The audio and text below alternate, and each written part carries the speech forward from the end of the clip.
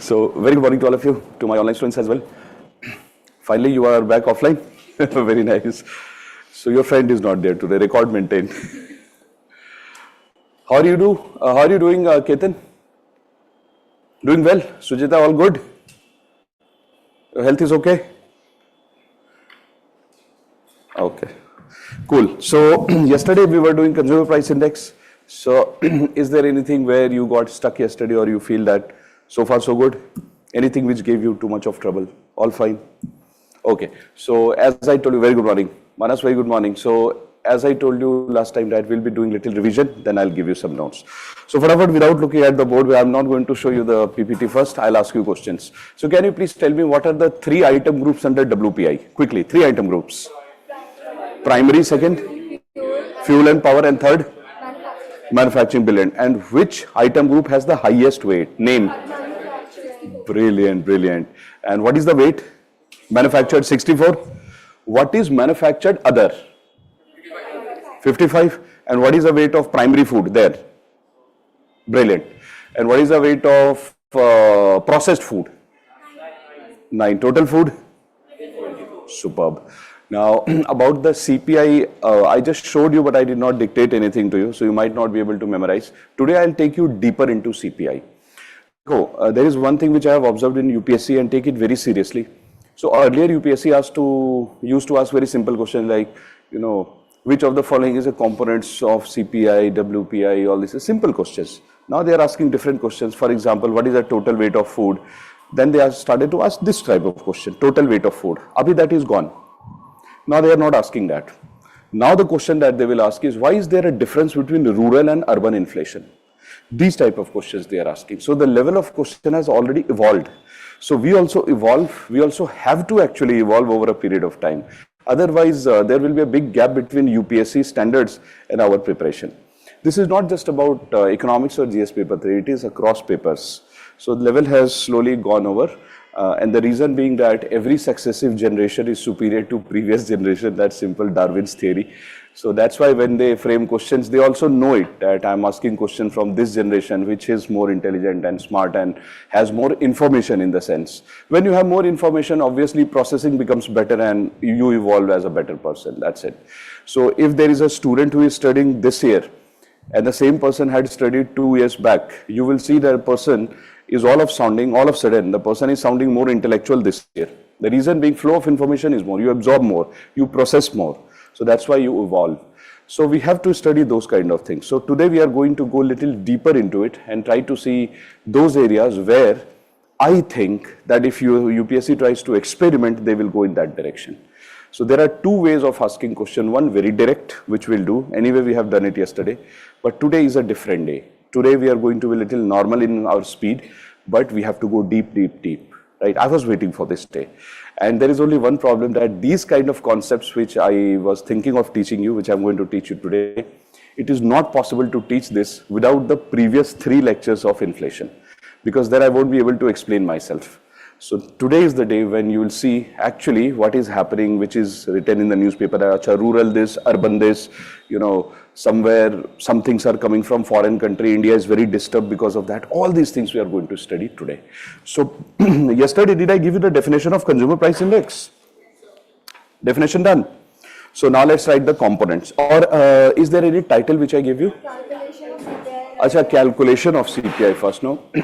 Okay. The graph is not in WPI. The graph, acha, theek hai, we'll see that. After the CPI, we'll come back to more graphs. So let me show you how that is done. Okay. So please write. Definitely, I'll show it to you. Please write. Let's write how the calculation is done. That the government conducts survey. The government conducts a survey in the retail market.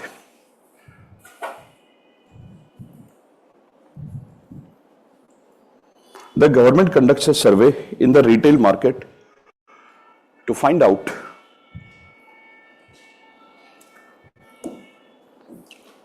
the most commonly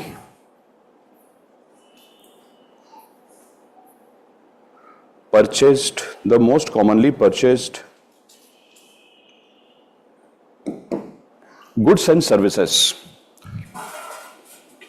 Goods and services. The most commonly purchased goods and services by the society. By the society. Please put a full stop and then write that all India surveys conducted. All India surveys conducted. All India surveys conducted. We have just started. If you are a little late, you can leave one space for one paragraph. That's it. All India surveys conducted. Change the paragraph, please, and then write. Using the survey, the government arrives at. Using the survey, the government arrives at all India CPI basket. The government arrives at all India CPI basket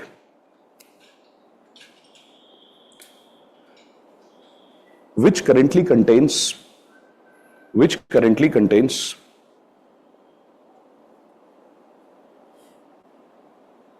299 goods and services, which currently contains 299 goods and services. The price of this basket is calculated. The price of this basket is calculated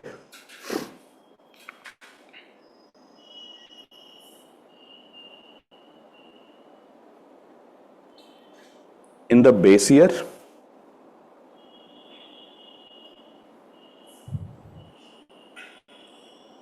and it is compared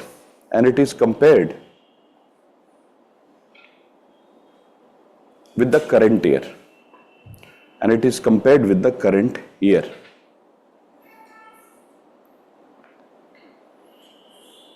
Using the following formula. Using the following formula. Now please write the formula. Simple thing only. This we had done yesterday, just dictation part. Using the following formula. Headline CPI or CPI is equal to headline CPI or CPI is equal to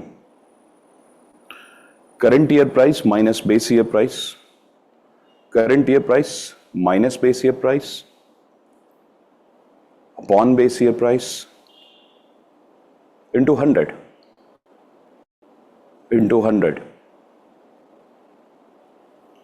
Now change the paragraph please and please write CPI is also calculated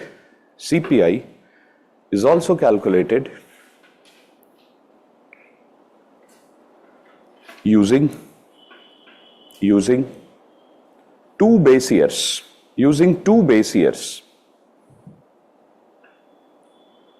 Number one, base year is equal to 2012. Base year is equal to 2012. In the bracket, please write official base year. Official base year. Base year is equal to 2012. In the bracket, official base year. Close the bracket, please. Number two, base year is equal to last year. Base year is equal to last year. And bacho, what is the name I told you last year? Point to point and year on year. In the bracket, please write YOY. YOY or PTP. Up to you understand the code. Right? There will be so many bro codes between us. This is one bro code. So YOY and PTP. So these two things. Now change the paragraph, please, and then write composition of all India. Composition of all India. So we are going to write the components. So composition of all India CPI basket. Composition of all India CPI basket. See, I'll give this in your handout also. But then there is one thing which we have to do in the class. I know some of you will say time waste, etc. But in UPSC, you will have to draw this. If they ask you the question, no, discuss how calculation of CPI is done. First, you'll have to write this entire thing down. And I have seen this kind of question in mains, which means that there is no escape. So let's practice it in 5-10 seconds. Let's write it in our notebook only. So please write composition of All India CPI basket. On left side, you please mention the numbers, and then here group description, and then weights. Then I'll tell you what to write after this.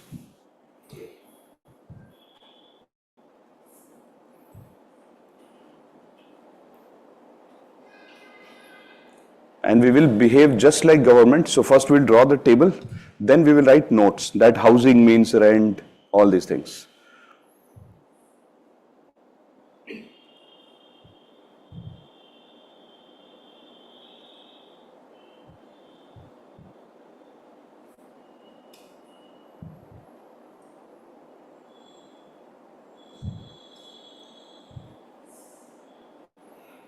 I hope you're following the same method which I told you for studies. Hold the subjects, evening, around bedtime, revision of economics. Morning? Cool. But don't be biased in favor of any subject. You have to give importance to every subject because that's competitive exam. And you need to have confidence that if I studied one time, maybe maximum some topics 2 times, maximum 1 time. You need to have confidence that yes, I can manage. Because later on you will appear in mock test also for prelims, mains. So many things you will have to give. So anyway, revision will happen. And you would have noticed that our class speed is also not like a rocket. We are very normal in the speed. So which means that at home, don't put too much of effort, not required. Have confidence, you'll do well.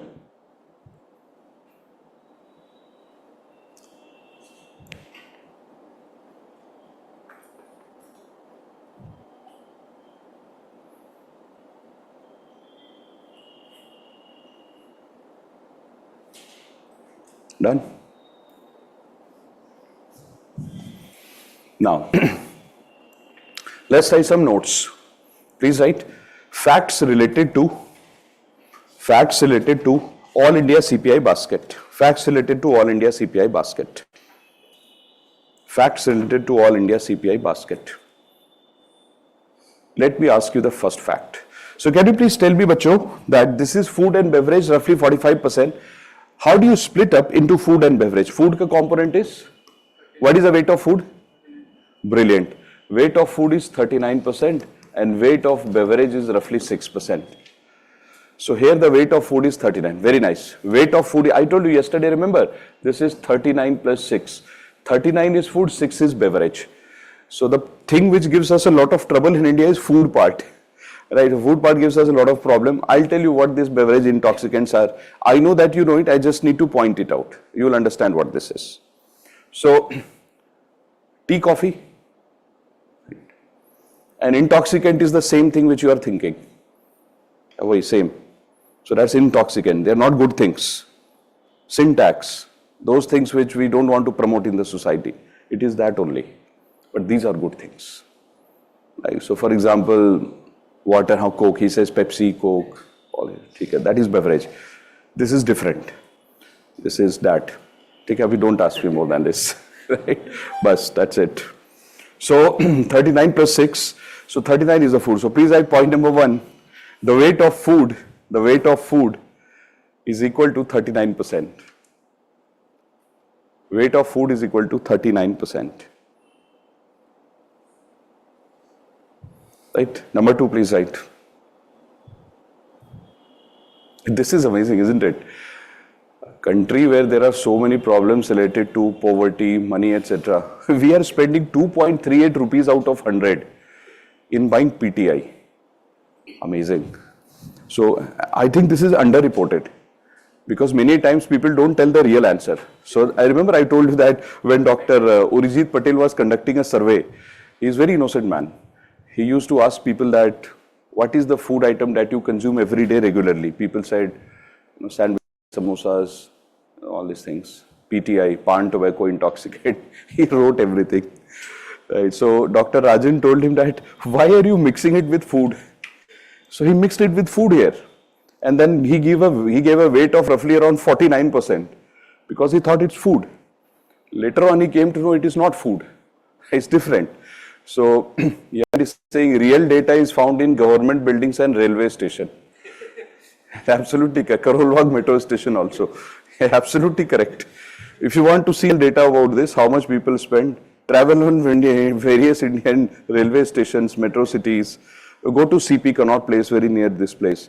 That entire white building has two shades, white and what, red? Red. So this is very bad. Please write. Weight of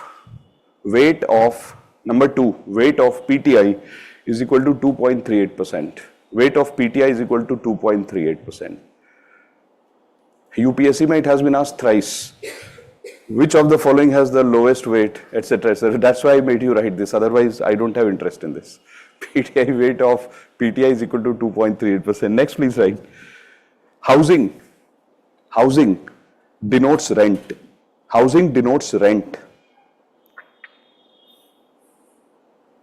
is equal to 10%. Is equal to 10%. Remember this, guys. Housing denotes rent is equal to 10%. Then please write fuel and light. Fuel and light is equal to LPG, kerosene, electricity. Fuel and light is equal to LPG, kerosene, electricity. These components they will ask you in the exam, in prelims. Fuel and light is equal to LPG, kerosene and electricity. LPG, kerosene and electricity is equal to 6.8%. Is equal to 6.8%.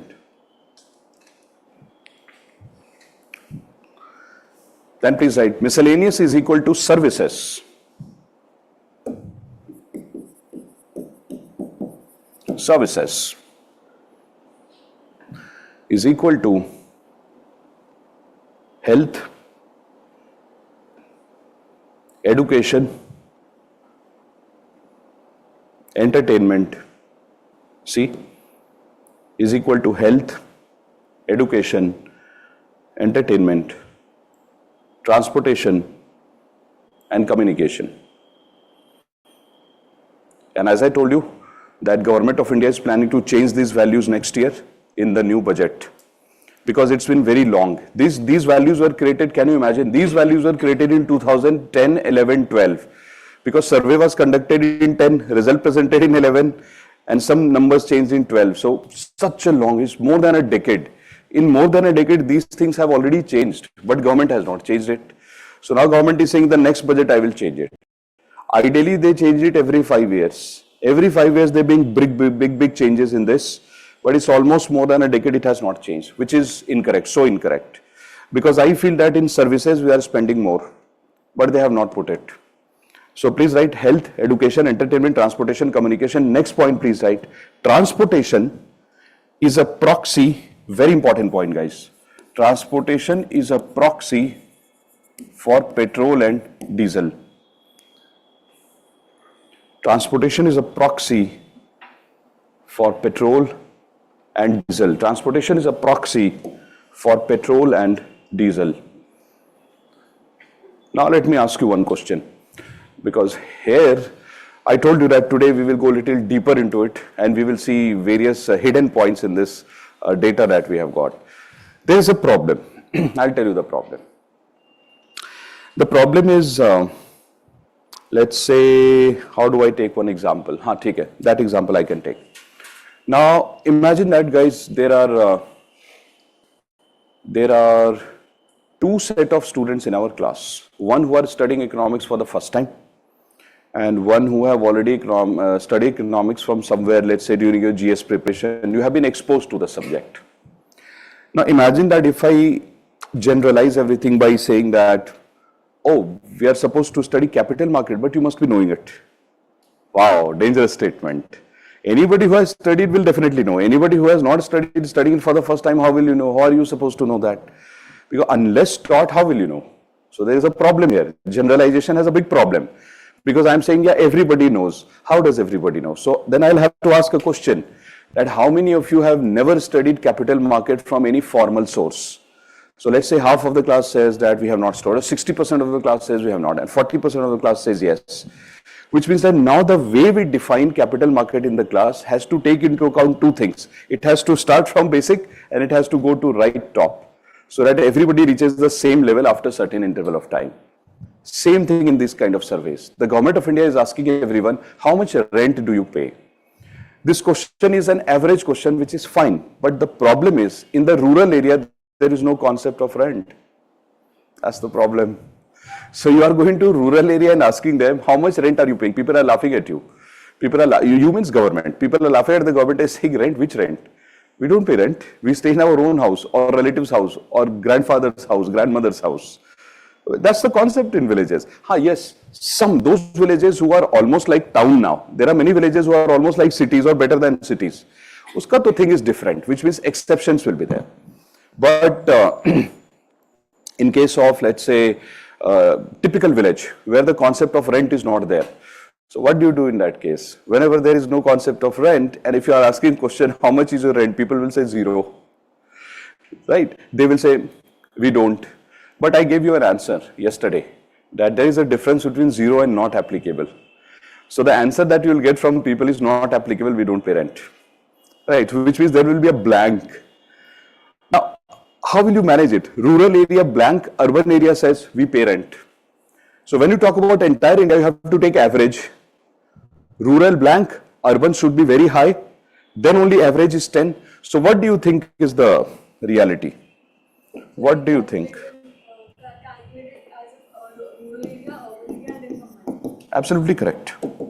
Which means that you take RU, rural plus urban, is equal to not applicable plus roughly around 20% divided by 2 is equal to roughly around 10%. Don't you think so? Because ultimately in your survey, rural and urban both have to be covered. What did I tell you? That survey is conducted in entire India. You can't do a survey in urban India and say that's my India. So you're trying to say that we are leaving rural India entirely? No. How does the government conduct the survey? The government will conduct the survey. I'll give you an example. The government will conduct the survey by picking up, let's say, one particular district, or I told you, a state is into zones. So suppose I have selected one zone of a state which is dominated by rural area. And suppose we are all government officials going for the survey. We went there, we asked people, say, how much do you rent? How much rent do you pay? Please tell us, please tell us. So people will say, we don't pay rent. In the rural area, don't pay rent. Then I will go to the next region of the same state, which is very urban in nature. Then I'll ask them, how much rent do you pay? They will say 20% of our money goes in rent only. So if I have to find out the average rent people pay, no rent, 20%. I will add it. And then I'll divide it by 2. That's 10%. So that's that roughly 10%. But however, there is a glitch. The glitch is even when you go to urban areas, suppose you are conducting a survey. And I told you yesterday that even urban area people do not many a times, like either they do not have their own house or in some cases they have their own house. And in urban area also many a times parents have gifted the house to the child, or there is a joint family where they are not paying rent. Example. So if you are conducting a survey, you can't exclude people as saying, oh, you are not paying rent, I will not ask you question. No. Once you start to conduct the survey, and if you ask the question, you have to note down the answer.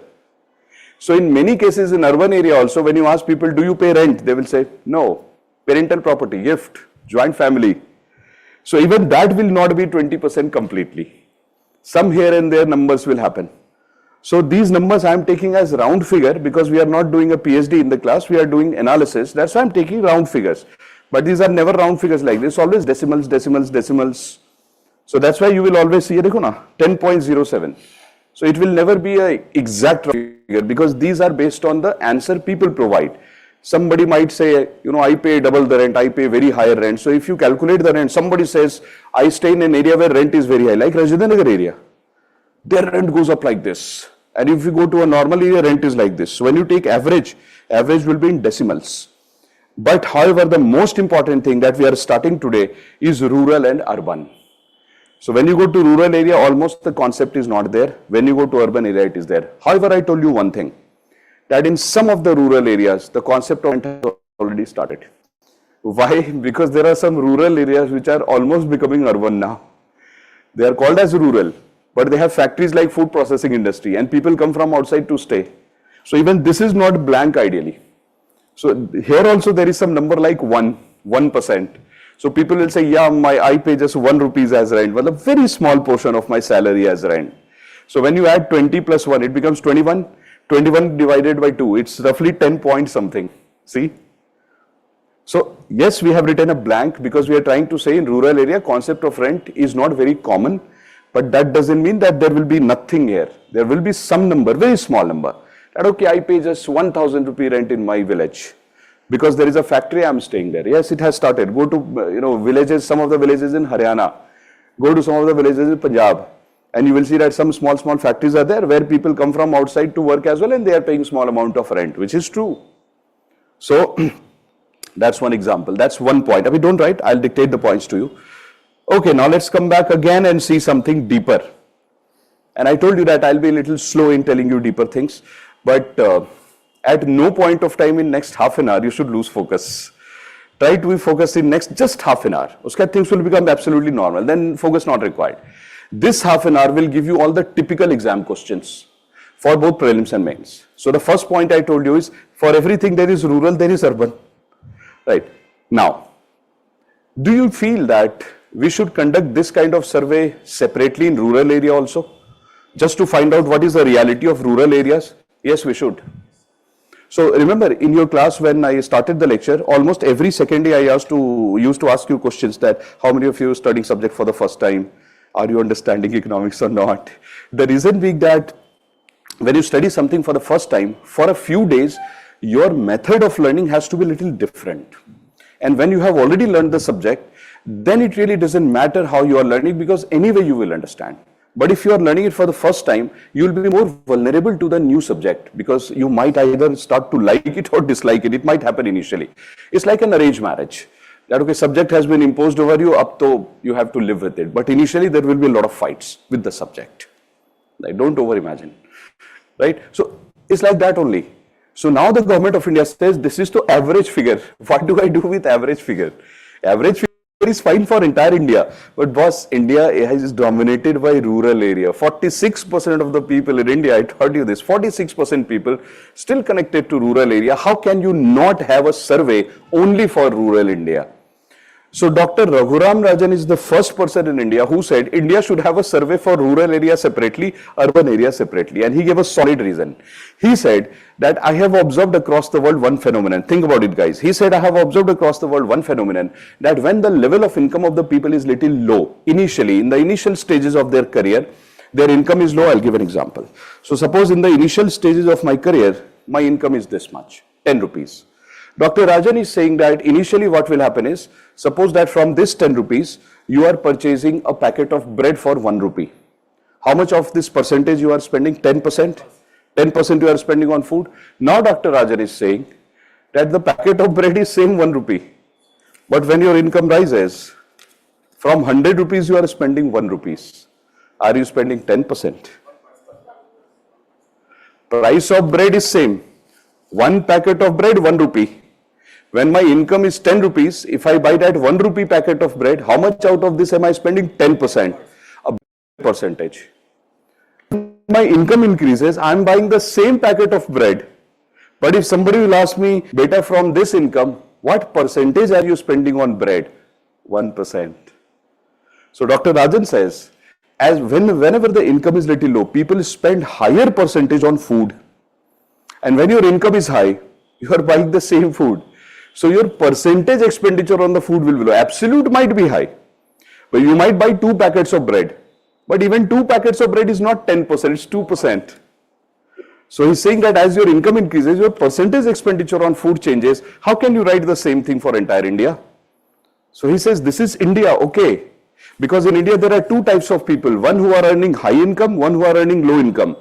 They both are buying 1 packet of bread. If you ask this person, beta, how much did you spend on bread? This person will say 10%. And if you ask this person, how much did you spend on bread? %.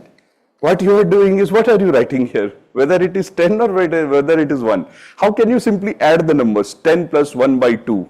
Really? 10 plus 1 by 2. Which is average expenditure on food is 5%. This is very bad. So he says many a times these average figures hide so many things. I'll give another example and then I'll come straight to the point. One more example just to motivate you and tell you what is happening.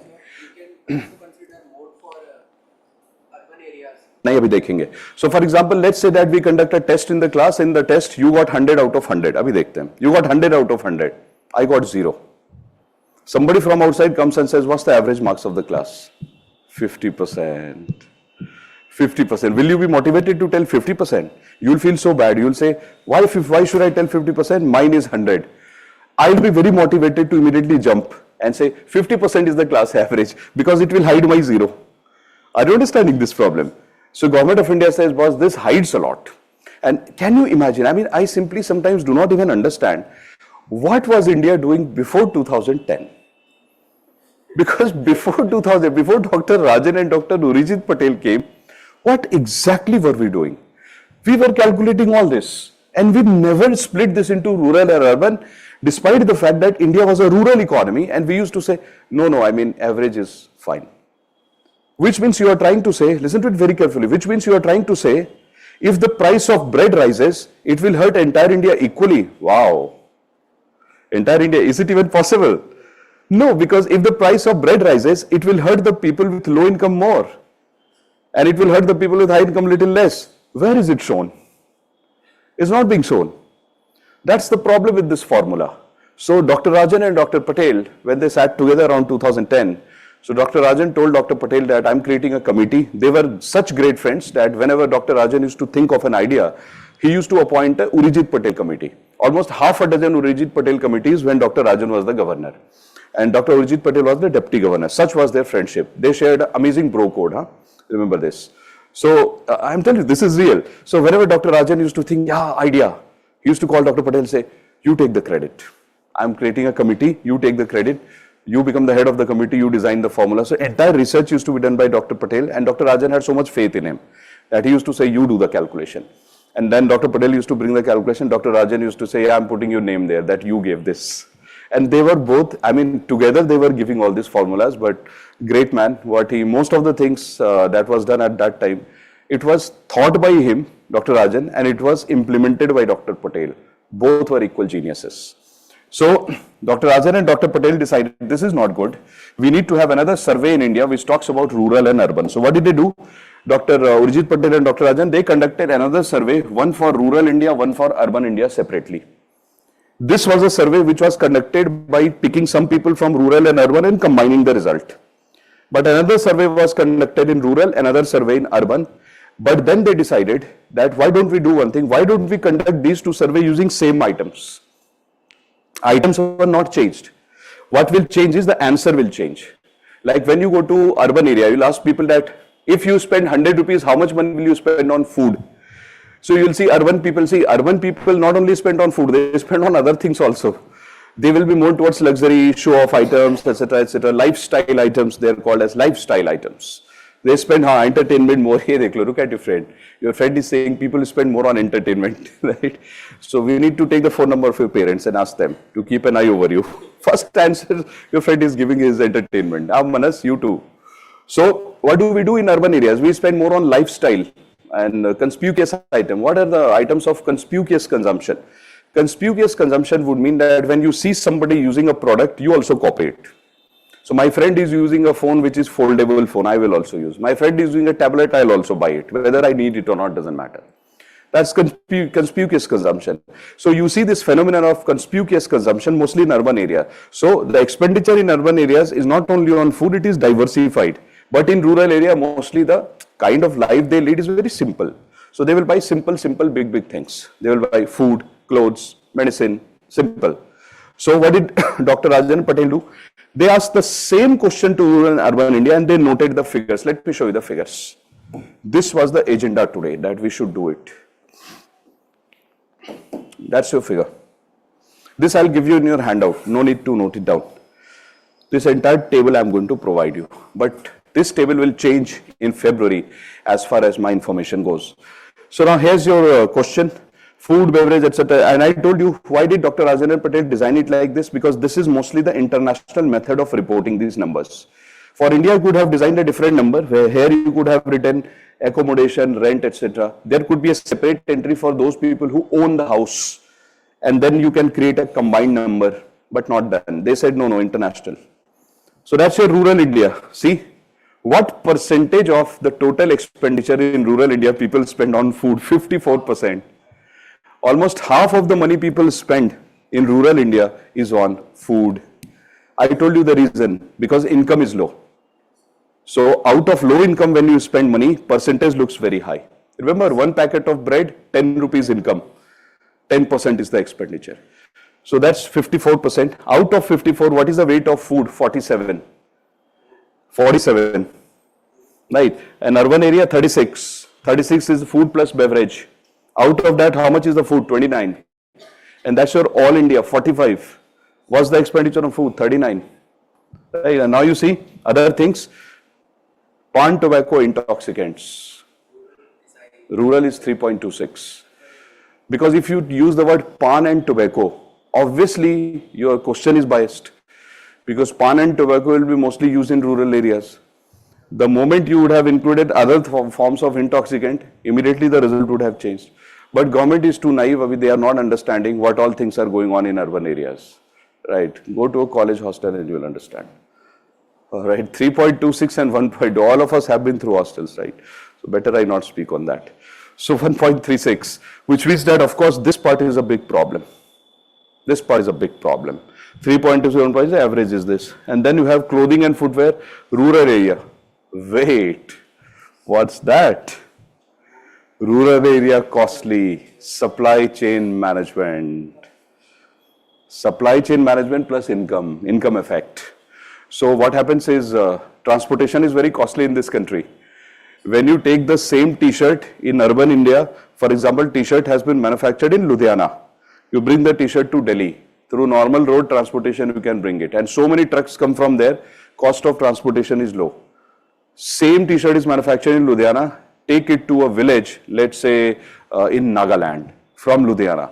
Now calculate the distance. Pura east-west India traveled. And now you add the transportation cost, huge, unnecessary transportation cost. So we need to have more warehouses and hubs and better distribution centers. We need to have more railway tracks because they are cheaper to transport. These things are also missing. So one is income effect, as you rightly pointed out, and the second is the supply chain of India is very costly. When I teach you infrastructure, I'll teach you logistics. There you will see logistic cost of India transportation very, very high. Next point is housing. Oh, wow. Gayab. Right, not 0%, mind you. Up to you are heroes. You understand the difference between zero and blank. Blank means people are saying, sorry, not applicable in our area. But this was actually not blank. The reason being that, yeah, not included. This was actually not blank because I told you in some of the areas, the concept of rent has started, but it's so negligible that the government said, Filhal, for now it is blank. But I don't know what will happen in February next year. You might see some numbers here. Because this is 12 years old. 12 years, so everything changes, guys. Fuel and light again. See, rural area and urban India. Now, why this? The reason, No, but we are not putting firewood here. We are putting only three things: LPG, kerosene, and electricity. But you understand that in all the states, subsidy on electricity is not given. In some of the states, yes, but in all the states, it is not given. And number two, the government is asking question to people that how much are you spending on LPG? Now, it might mean that the government of India is not covering entire India properly as being told to us under Ujjwala Yojana. Because government is saying, I am giving LPG free cylinder under Ujjwala Yojana. Fir to it should be low. But numbers are saying something else. Why? Because the first cylinder is free and after that there is a problem. Right, so which means that either the Ujjwala Yojana's geographical coverage is not very good, or number two, the price of LPG cylinder, they are saying we are giving you subsidy, but it simply means that even the subsidized price is higher. And why I'm not focusing on kerosene, because hardly anybody uses kerosene these days. There is no point even asking that question. So yes, people are, but very minuscule. So LPG, kerosene and electricity is the biggest culprit here. I'll show you one more time why electricity is the culprit. मैं आपको दिखाता हूँ कुछ. Let me show you, and there is a connection. LPG is like one of the, electricity is one of the biggest villains in India. Let me show you who that person is who told this. Dr. Kaushik Basu. Yes, it's because of income as well. But there is another reason. See, income effect, I told you, it's there in everything. But there is one more problem. That problem has been told by him. Dr. Kaushik Basu, the chief economist of the World Bank. What did he say? He made a list of items in India and he said, let me examine which items in India are slightly costly compared to what it should be. So he made a list. He said, let me check and tell you that are there some items in India which should be cheaper, but they are not. We feel it is cheaper, but they are not. I'll prove it, guys. Let me show you those items. Look at the left side. Ab dekho isme, look at the name. Try buying a water bottle, mineral water, and especially kept in refrigerator. Add 2 more rupees to it. So yeah, water is like almost, they say it's almost free in India. So whenever you are thirsty and you are traveling on the road, try buying that water bottle. See the price. That's number one. Number two, power, electricity. Not everybody is getting subsidy. In fact, so Delhi maybe there is no subsidy, I think.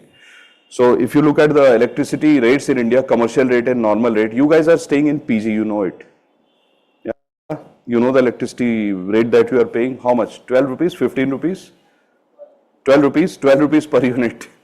Right? So if this survey will happen with you and government will ask you a question, beta, how much you are paying as electricity unit, you will say 12 rupees.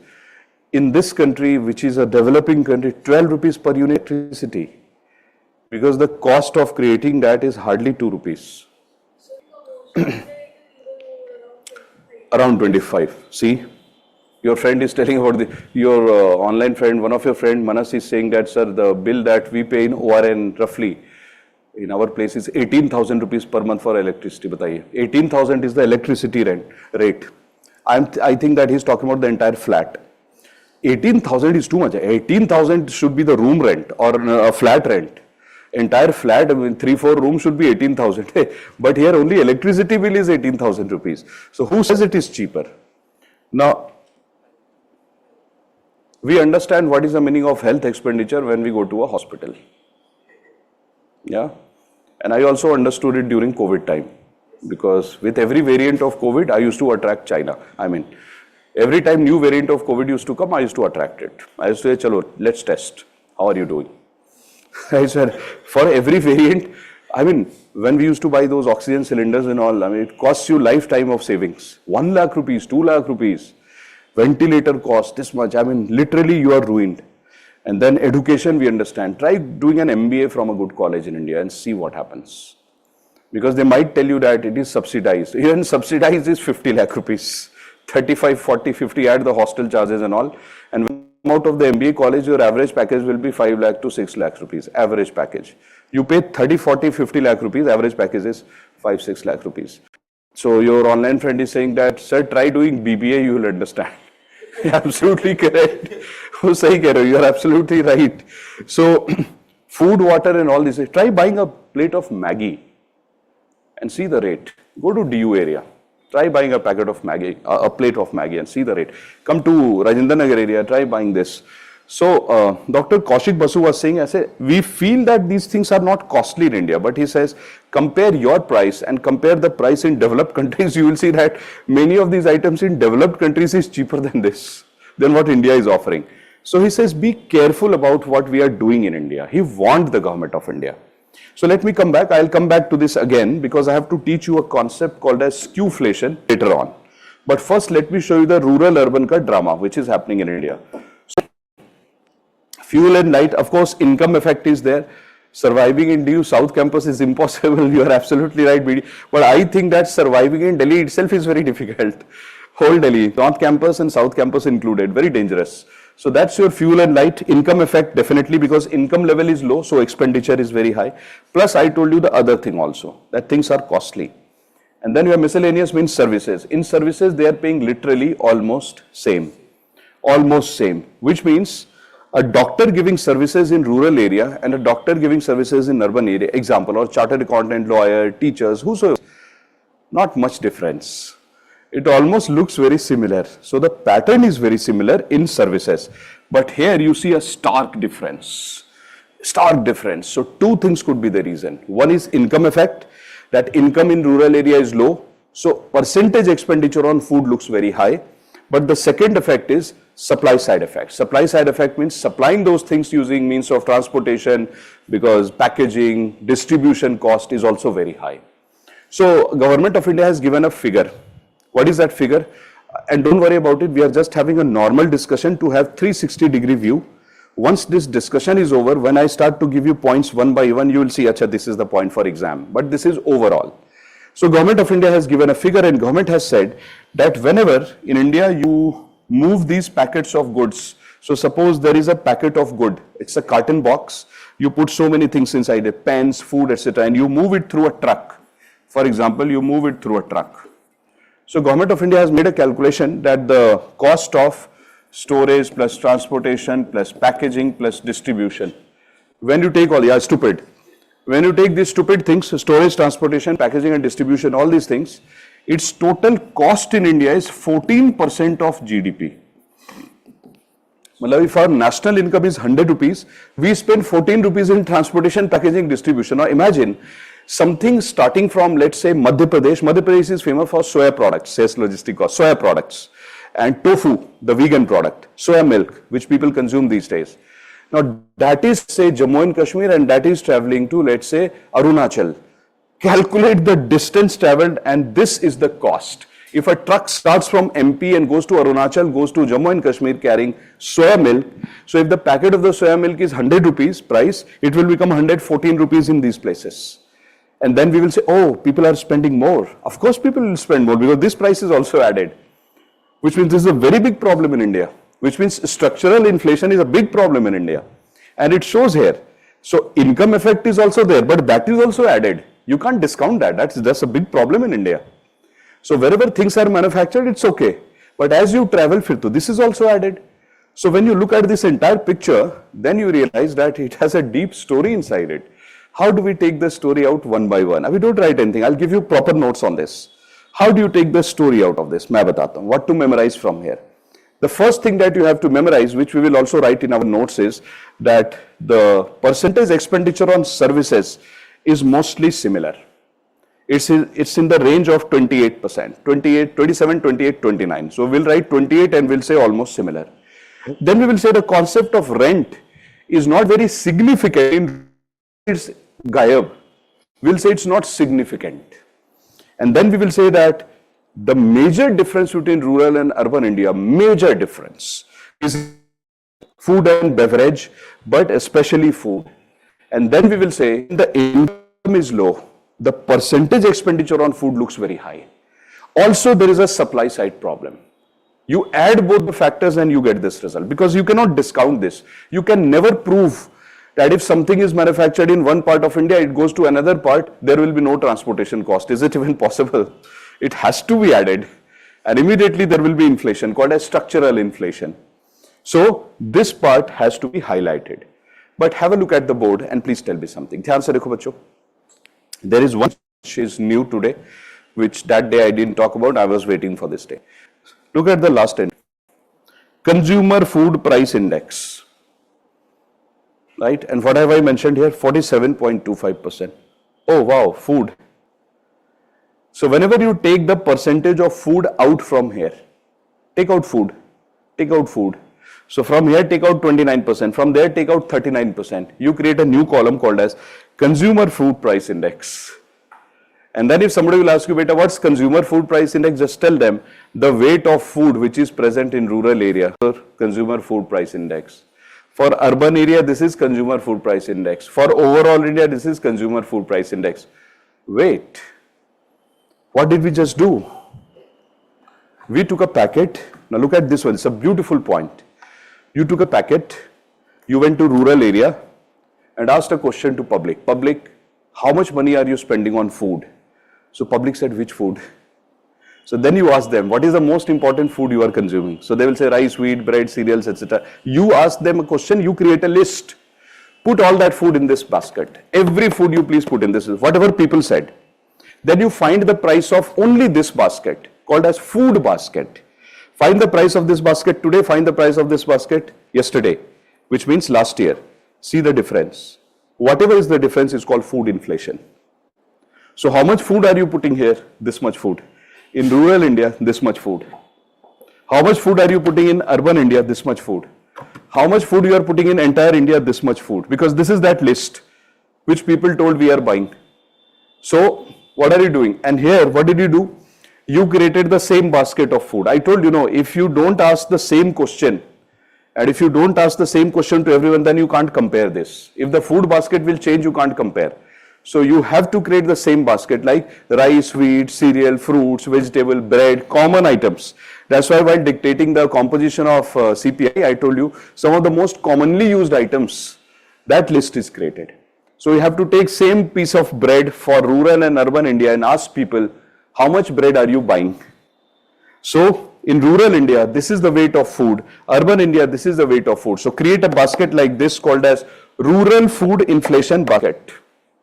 This basket containing food in urban India, which is 29.62, that's the weight. So this is urban food inflation basket. This is all India food inflation basket. Wait, but we have studied WPI also. And in WPI, the total weight of food, 15 plus 9, 24%. So I can go to a wholesale mandi, and what I can do is from there I can pick raw food, rice, wheat, cereal, put it in the basket. Then I can put ice cream, cake, etc. in the basket. So raw food plus processed food. This will become all India WPI food basket. Which means if somebody will ask me that, hey, how do you create or calculate food inflation in India? Look at the beauty. How do you create food inflation in India? How do you calculate food inflation? So my answer will be, how many methods? Brilliant, 2 methods. That's what we are trying to study today. So food inflation can be calculated using 2 methods. Why? People buy food in wholesale mandi, people buy food in retail market. So obviously I have to calculate food inflation in 2 methods. There can be a third method also. The producer price index, which means food being produced in the factory. But I told you, government will say data nahi hai, we don't have data. Right? So ignore that because government itself is saying, sorry, I won't calculate. Do whatever you want, I will not calculate. So there are 2 ways in which we calculate food inflation. Number 1, using WPI food inflation. And second is CPI food inflation. Wow, that's a new thing. Now WPI food inflation, what is the weight of WPI food inflation means how many items are you putting and what is the weight of this, importance of this. So here it is roughly around 24% as I told you. Here it is all India 39%. But here CPI food inflation, you have to write point number A. CPI food inflation rural, CPI food inflation urban. You see the difference now? So in UPSC if they tell you discuss the method of calculation of food inflation, that's your answer. And imagine if you don't know this distribution, what answer are we going to write in the exam? And they are asking us half the answer. We'll end up writing food inflation means rise in price of food, CPI, WPI over. Then what will we write? And without those values, how are we going to write the answer? Remember UPSC question number 1, GS paper 3, 2024 mains. So much of data was asked. So you don't have to overstuff data, but this is the basic. We have to do this. So now what will you write here? Let's go back. Let's see. What is rural? 47.2. We can call it 47.2. Urban 29.6. So 47.2 and 29.6. That's your food inflation. I'll dictate all this, don't worry. This is how you write food inflation answer in the exam. And then you'll have to draw a graph. Which graph will you draw? Let me show you the graph. So what you'll do is you'll come here and you will say check. And now you know what has happened. That I have taken from economic survey because this question was asked in GS paper 3, UPSC 2024 mains this year. And then UPSC said, why is there inflation in India? Last year, why was there inflation? And the answer is food inflation. I have marked all the points. And then the question was, why food inflation happened? So you had to explain the reasons. And government has said same thing like climate change and weather. So government has explained entire physical geography and said that only because physical geography of India is not good, hence we have inflation. ये भी सही है, it's also good. Don't write supply side problem. Keep writing geography is not good. There are so many problems. Very technical subject, complicated also. Climate change is a big reason for food inflation in India. I mean, yes, it is, but it's not that significant. Why did the government ever write about supply side problem? So this is half the answer. So even your economic survey is giving half answer deliberately, because obviously government is writing it, so something has to be hidden. So we will write supply side, then we'll complete the answer. But आइए इधर आइए, let's come here please, let's check. Now see. What happened in India was, let me show you what government is saying. Let's trust the government for some time. Difficult, but let's trust. So what is written here? Food price pressure due to adverse weather conditions. So government is saying last year food price was high only because of weather condition. That's why my problem is. It can only weather condition. It has to be weather condition plus logistics. Logistics means that 14% of GDP. That is also a problem. Anyway, let's not criticize too much. Let's learn. So what is mentioned here? See, food inflation has been global phenomenon in last 2 years. Research indicates. So they are saying that research indicates that rising vulnerability of food price to climate change. So first thing government is saying is climate change. That's why food price is high. What? Heat waves, uneven monsoon distribution, rainfall, hailstorm, torrential rainfall. They forgot to write 3 more type of rainfalls. Then dry conditions, there they are writing lower reservoir levels, which means rain didn't happen, so reservoir level low, hence irrigation level low. Then they are saying what? Extreme weather, already done, damaged crops. They damaged crops and affected the farm output and hence food prices. So they are saying hence the inflation based on consumer food price index increased from 3.8% to 6.6% and then to 7.5%. This is the story which you had to write in your mains answer along with supply side problem. Because this is UPSC, you have to write the government sources whether we like it or not. Because I told you in UPSC exam, the evaluators have an answer sheet. And if you do not write all this, they will simply deduct the marks and say, please prepare again. Simple. They are very rude in this. So we are smart kids, we have to be positive. We will say, if this is the government's stand, let us write the supply side, it's good enough. We don't have to fight with UPSC. We have to qualify UPSC. So why to become negative? Whatever government has written, let's write it. Plus add 1 point extra. But then check which diagram you had to draw. This is the real part. So government of India is saying that inflation is high because weather condition etc. is not good. And then government gave this graph. You have to draw this graph in the exam. Why do you feel that rural inflation is higher than urban? Bataiye. Why rural inflation, food inflation is higher than urban? That's rural inflation, that's urban inflation. Which means this is CPI rural and this is CPI urban. Why rural is higher than urban? Because of which factor?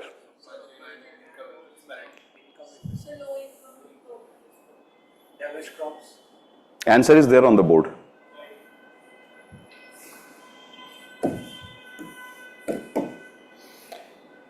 This entire thing is called as CPI. Guys, focus. Absolutely, Pawan. Correct answer. iPad correct. Take this box. Guys, be with me please. I told you this is the only technical part for today's lecture. Remaining every part is very flat. So, take a box. Put food, beverage, pawn, tobacco, clothing, housing, fuel, light, miscellaneous, everything in the box with these weights. Call it as CPI rural. That's your CPI rural. Again, take another box. Put all these things, just change the weights. Which means what should be the weight of food here? 39, food and beverage, 36%. Just the number, quantity, food. So few things are changing here. And then take a combined box. Also put the same things in a different weight. Now you have 3 boxes. The first box is called CPI rural.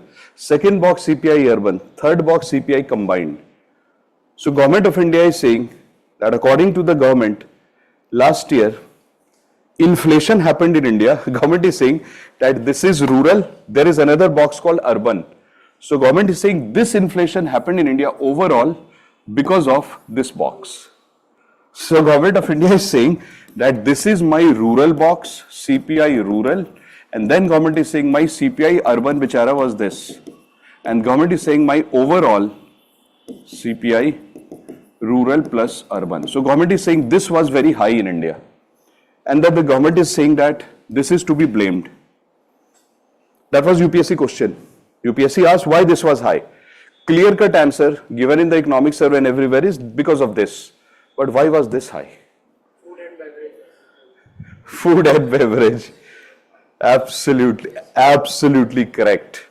So your friend is saying that, sir, this was high. This would have been very small like this. But your friend is saying that this became very bigger because of one inflation called as food and beverage. So let's call it food. Food inflation. Now the question arises, why food inflation looked very high in rural India? The food inflation looked very high in rural India because the weightage of food given in rural India is very high. So for example, if you take this graph, now suppose that food price in India rises. Food price in India rises, like rice, wheat, cereals, bread, everything is becoming costly. So when everything becomes costly, can you please tell me which inflation will rise very fast? Which inflation gives more importance to food, rural or urban? Rural gives more importance to food. And I told you yesterday the concept of parents and neighbors. So if rural India is giving more importance to food, the moment the price of rice, wheat and bread will rise, that's your CPI rural. CPI urban will also rise, but like this, CPI urban. So why do you see a bigger jump in CPI rural? You see a bigger jump in CPI rural because the weight given to food is very high. And when you give more importance to food and food price is rising, you jump like this. But now imagine the price of service in India is rising. And what did I tell you? That they give almost similar kind of weight in services. So then the graph will be like this. Suppose the service is becoming costly in India. You draw a graph like this. So this will be CPI rural and this will be CPI urban. Or maybe they will overlap. Because they give equal importance to service. So whenever I say that only service price is changing, remaining everything is not changing, then this will be the graph. But if I tell you that main culprit is the food price, if food price is rising, we know that rural India gives more importance to food. For rural India, food is like parents. Immediately it will jump like this. And for urban India also it will jump, but little less. That's why this trend. So let us go back and see why Government of India has been mentioning in economic survey repeatedly, and in newspaper also same diagram was asked. So see, this is CPI rural. And why is rural very high? Because you give this importance to food here. 47.3 is the importance given here to food. So 47%. And what is the importance given to this? Urban area 29%. So urban area gives less importance to food. So whenever food price will rise, they will also rise, but little less. They will rise little more. But later on what happened? Later on they started to converge.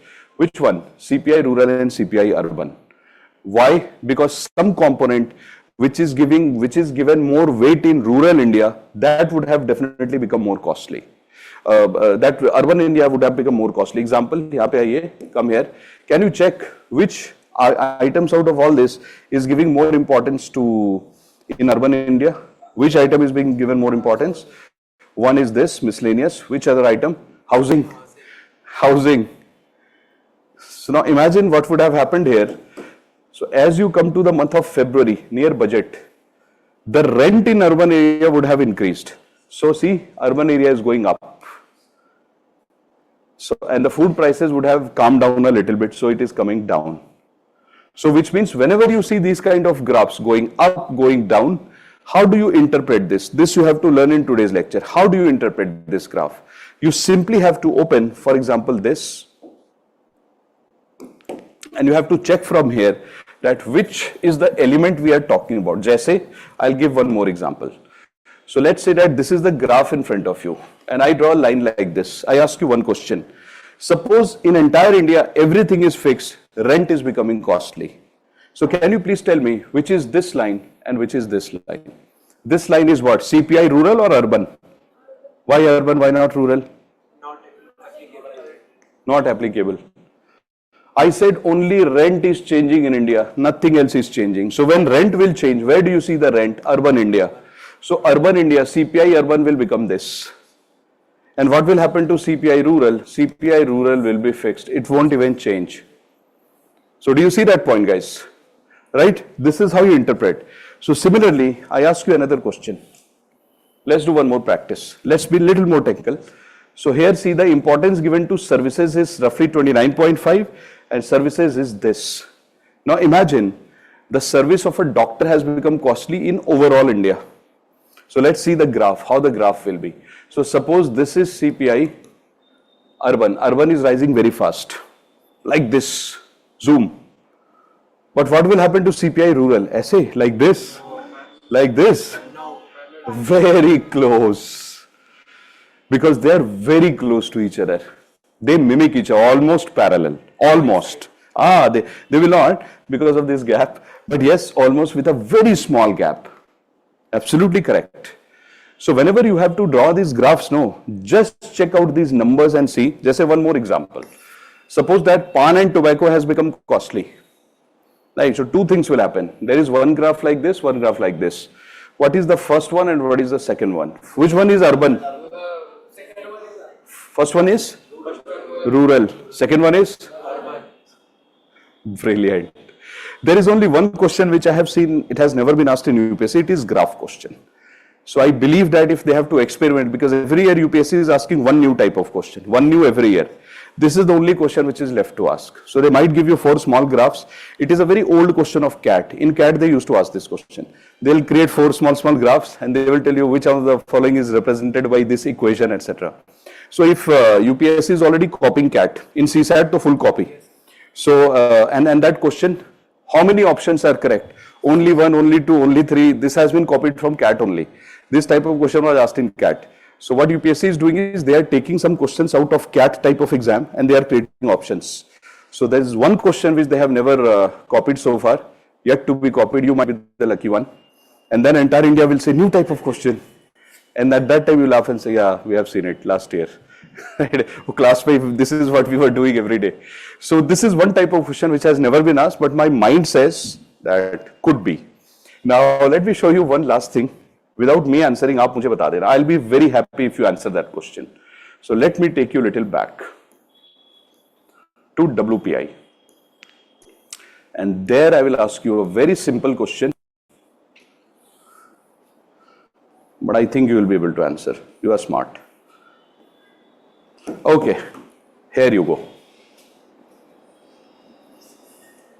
I'm going to give you some information and I really want to see how you answer this question.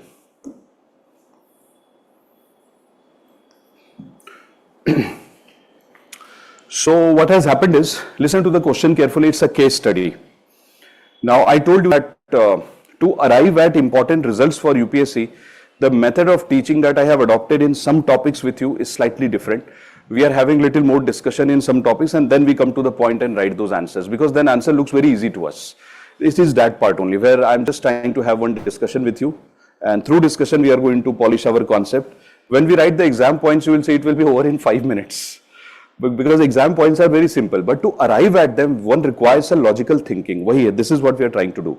So have a look at the board and please tell me one simple question. Suppose that India is importing a lot of metal, which is true. I'll tell you the year in which we were doing it. During COVID time, all of a sudden India started to import copper.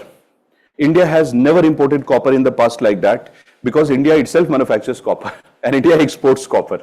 But during COVID, India became crazy. India started to import copper from the world. After 18 years, India imported copper in 2021.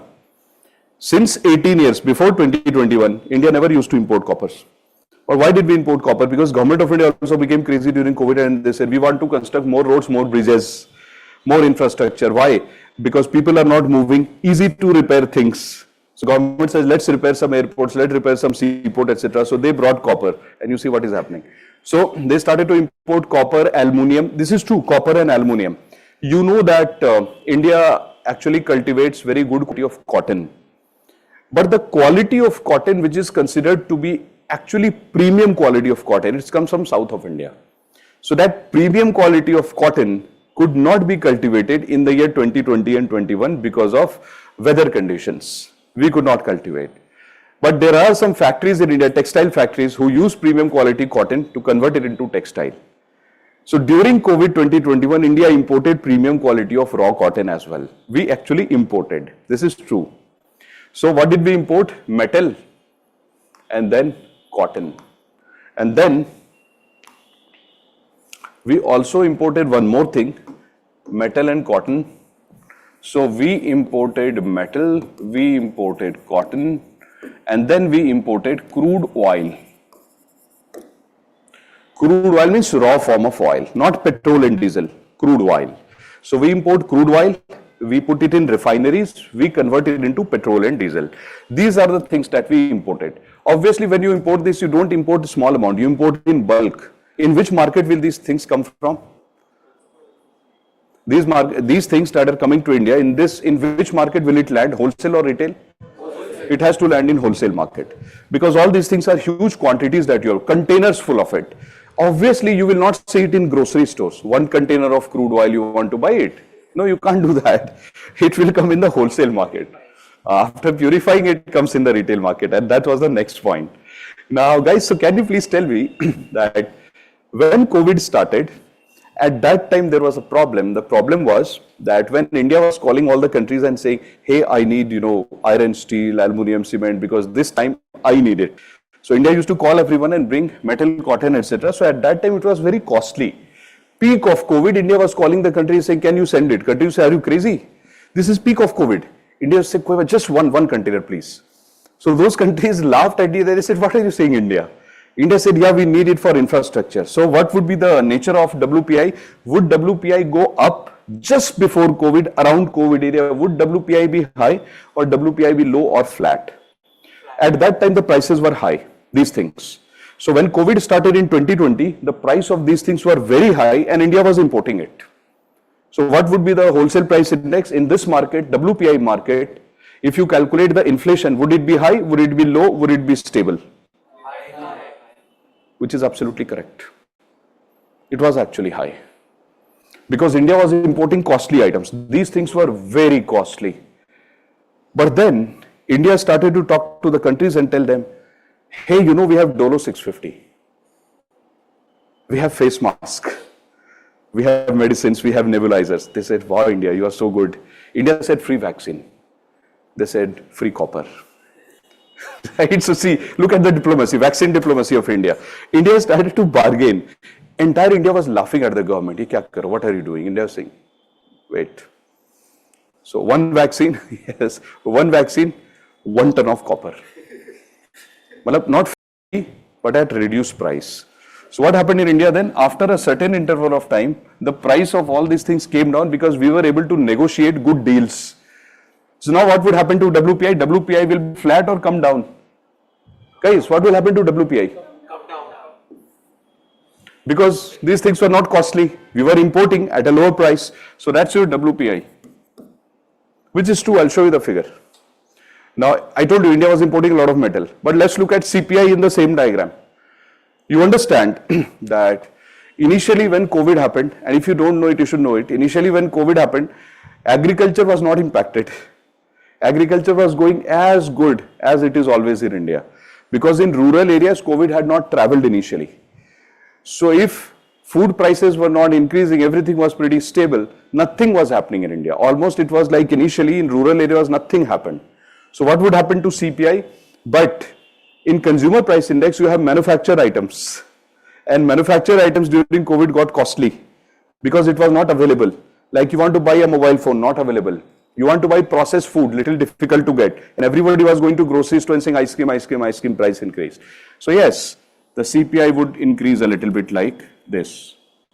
Then what did the government do? During COVID, peak of COVID, government started to say that I am putting everything under essential commodities. Remember, I taught you essential commodities. So government of India put many things under essential commodity and said, fix the price. So then your CPI became this. And why CPI became this? Essential commodities. Remember, you asked me that doubt after the class, essential commodity. Then, what are the things government put in the essential commodity? Food, mask, medical equipments, but then some ventilators, but then something happened. You know what happened is, you would have read at that time, somehow, and it should not have happened, somehow the government of India increased the excise duties on petrol and diesel. We should not have done that. Because government was every other tax was reduced. There is one thing which quietly government of India did, lot of criticism happened. So when you increase the tax on petrol and diesel is sold in retail market, which means normal day use. And where do you capture petrol and diesel in consumer price index? Which category? Miscellaneous. In miscellaneous where? Transportation. So what happened in India just about the time when COVID was getting over, which thing became very costly? Transportation. Lot of criticism was there with the government. That what have you done? Remember the debate, petrol and diesel price, 100 rupees crossed, India being killed, soul of India destroyed. So at that time, what happened? This CPI started to increase. So this actually happened, which means here, look carefully, bacho. Here, let's say around the year 2020, till the year 20, around COVID time. So CPI, WPI and CPI, they were diverging. They were going in different directions. Why? Because WPI was rising because this wholesale market was becoming costly, but retail market was not becoming that costly. Government was trying to stabilize it. And why was WPI becoming costly? Because of food? No, it was not because of food, because of imported inflation. Because of imported metals, WPI was rising. And imported metals are not brought here directly. So later on they come here. So imported metals land up here. Immediately WPI was high, but CPI was more or less stable. Yes, little bit it was changing here and there. So they were diverging. It looked as if it is going in another direction. It is going in another direction. So this portion is called divergent graph. Divergence happened between CPI and WPI. But then what happened is they started to converge. Because the same factor which was leading to divergence acted in opposite direction. Now the metal prices reduced. Because the entire world, we started to sign deals with them and tell them, no, let's have an understanding. So metal prices reduced, this cotton, this metal, this crude oil, all these prices reduced. And we started to get crude oil from friendly countries at low prices. So this WPI came down. But what did the government do? Why government came under criticism?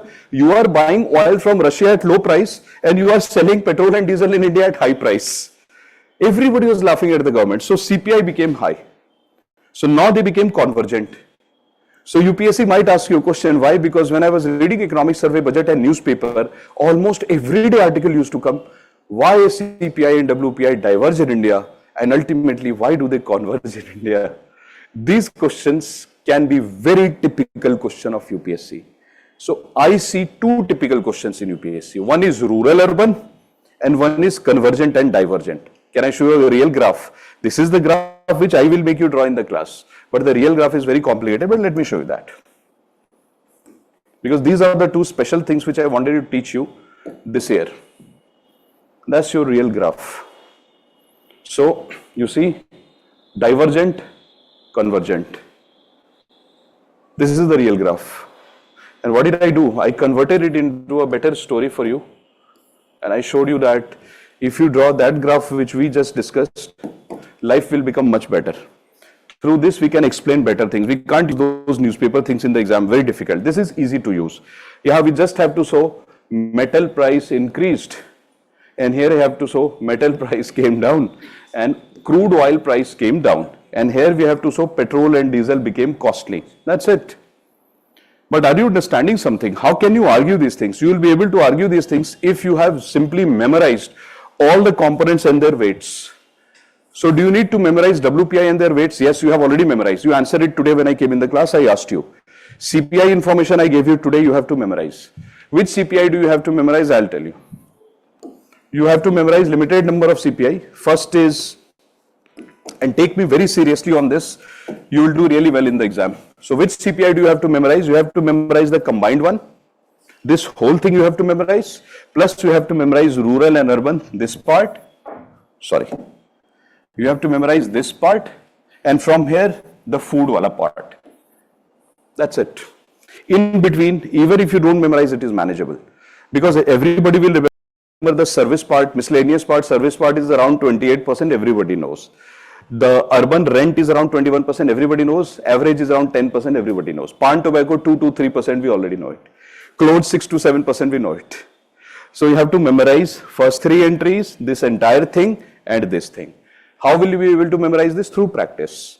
Because when I conduct the MCQ session with you on this topic, almost dozens of questions I'll ask you on these things.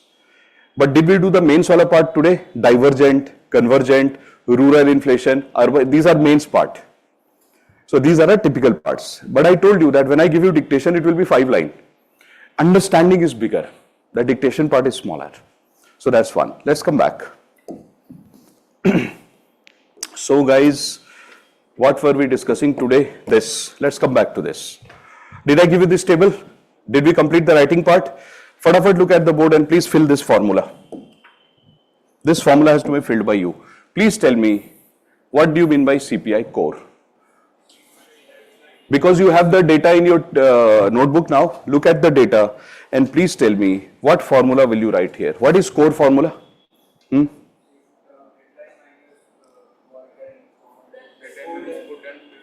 Food and? Brilliant. Across the world, the formula is same. So let's write all this formula. Please write derivatives of CPI. Derivatives, that's the next title. Derivatives of CPI. Derivatives means what are the things we derive? So derivatives, this word. Derivatives of CPI. Number one.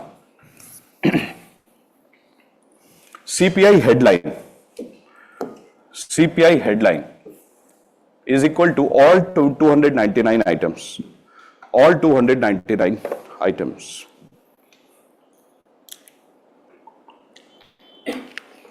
All two. So, bachcho, when you put all 299 items here, it is called CPI headline. By the way, let me tell you one question, which in my student life, I always used to give wrong answer. So confused about this, almost like a dumb. So whenever somebody used to ask me what is headline inflation, I used to act very dumb and I used to say headline inflation, headline would mean WPI. My professors used to laugh at me. They used to say, you don't pay attention in the class, no? WPI is headline. I used to say, of course WPI is headline WPI. They said, no, we didn't ask you what is WPI headline. We asked you what is headline. How many types of headline inflation are there? 2. First is WPI headline and second is? Brilliant. So if UPSC will ask you a question of which of the following is called headline inflation? Consumer price index, wholesale price index, both. In both we have headline. The meaning of headline is whenever you conduct a survey, you put the entire answer of the public in the box that is called headline box, as simple as that. Of course, there is headline CPI, there is headline WPI. Headline doesn't mean anything new. It simply means ask a question, whatever people answer, put it in the box, calculate the inflation. That's your headline inflation. So headline is not something peculiar, it's very simple. So there are 2 types of headline inflation, one is CPI, one is WPI. You learned it? Awesome. See, at this age you are better than me. मुझे तो आता भी नहीं था. Now please draw the next one. Second one please write. CPI core. CPI core. Tell me the formula please. You are smart kids. CPI core? CPI headline minus food and beverage. So let me write what you are saying. CPI H headline. You write like this only. Bro code, huh? CPI H minus? Food and beverage.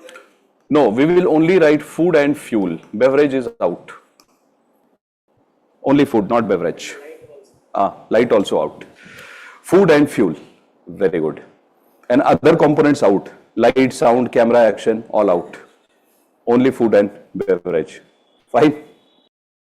Okay, tell me this formula, please. Smart kids, tell me the formula. What is CPI refined core? CPI? He will tell you the formula. Tell me the formula.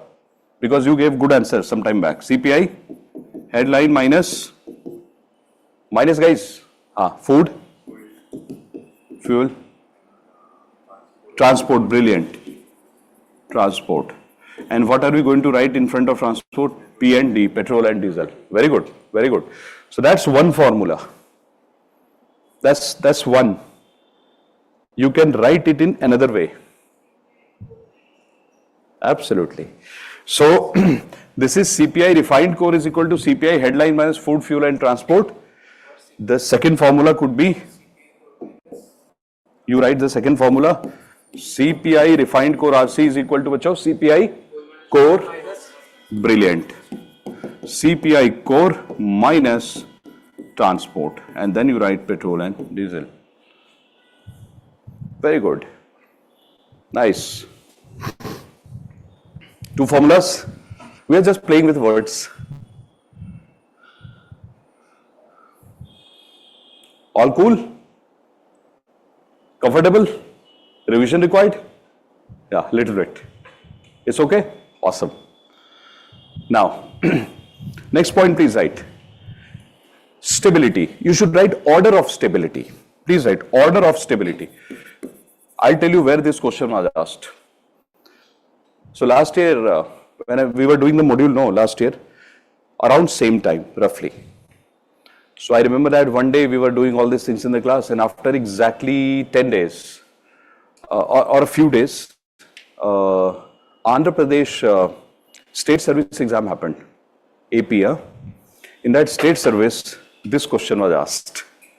And we could never, when you are doing these things in the class, how would you know who is going to ask what? We are just doing it normally, like, okay, let's do this, because these are the important things that we are doing. This part was directly asked in the MCQ, where the literature was different, but the question, this was same and the options were same. So I was trying to tell you something when we started this module that, and this is true, I mean it, by heart I mean it, that whenever somebody who is trained in economics, they start to frame questions, they think alike. I'm telling you this. So anybody who has spent, let's say, 10, 15, 20 years in a subject, when you make them sit separately in different rooms and give them the same topic and tell them, create questions, 90% questions will be same. You just have to give them instruction that what kind of question to create, difficult or easy. If you tell them create a question for competitive exam, 90% same, they think alike. So they say that all fools think alike, I mean, all good minds think alike. So that's why. So please write, let's write all this is important. So please write order of stability. You tell me guys, that if you have to find out which inflation is stable and which is very volatile and very disturbed behavior. So can you please tell me which one shows maximum volatility? Yeah, up, down, up, down, up, down. Headline. Because in headline, you see there is food, fuel, and petrol and diesel and everything. So that shows the maximum volatility. So in terms of stability, it is least stable. Which one is having highest stability? Refined core. Brilliant answer. Refined core has the highest stability. And then in the middle you have core. That's your answer. Because it says order of stability. So highest stability. So we are writing highest stability. High, or we don't need to write it because it will become ulta. You just write greater than sign. It shows that this has highest stability. Highest stability, second highest, third highest. These things are in exam. Fine? All good? Cool. All good there? Awesome. Now inclusive. The meaning of inclusive here is literature meaning. Inclusive means one who has more components, whose coverage is big. So who will tell me whose coverage? You tell me, huh? So whose coverage is highest? CPI, H. So like this. Good. Whose coverage is least? Least, highest. All good? Very nice. And now we draw a graph. So, be friends with graph. The reason being, I told you that the only new innovation which is possible is in graph. So, let's write like this, essay. And whenever you draw a graph, you have to mention what you are doing. Otherwise, examiner will be confused. We will also be confused after some time that what did we do that day.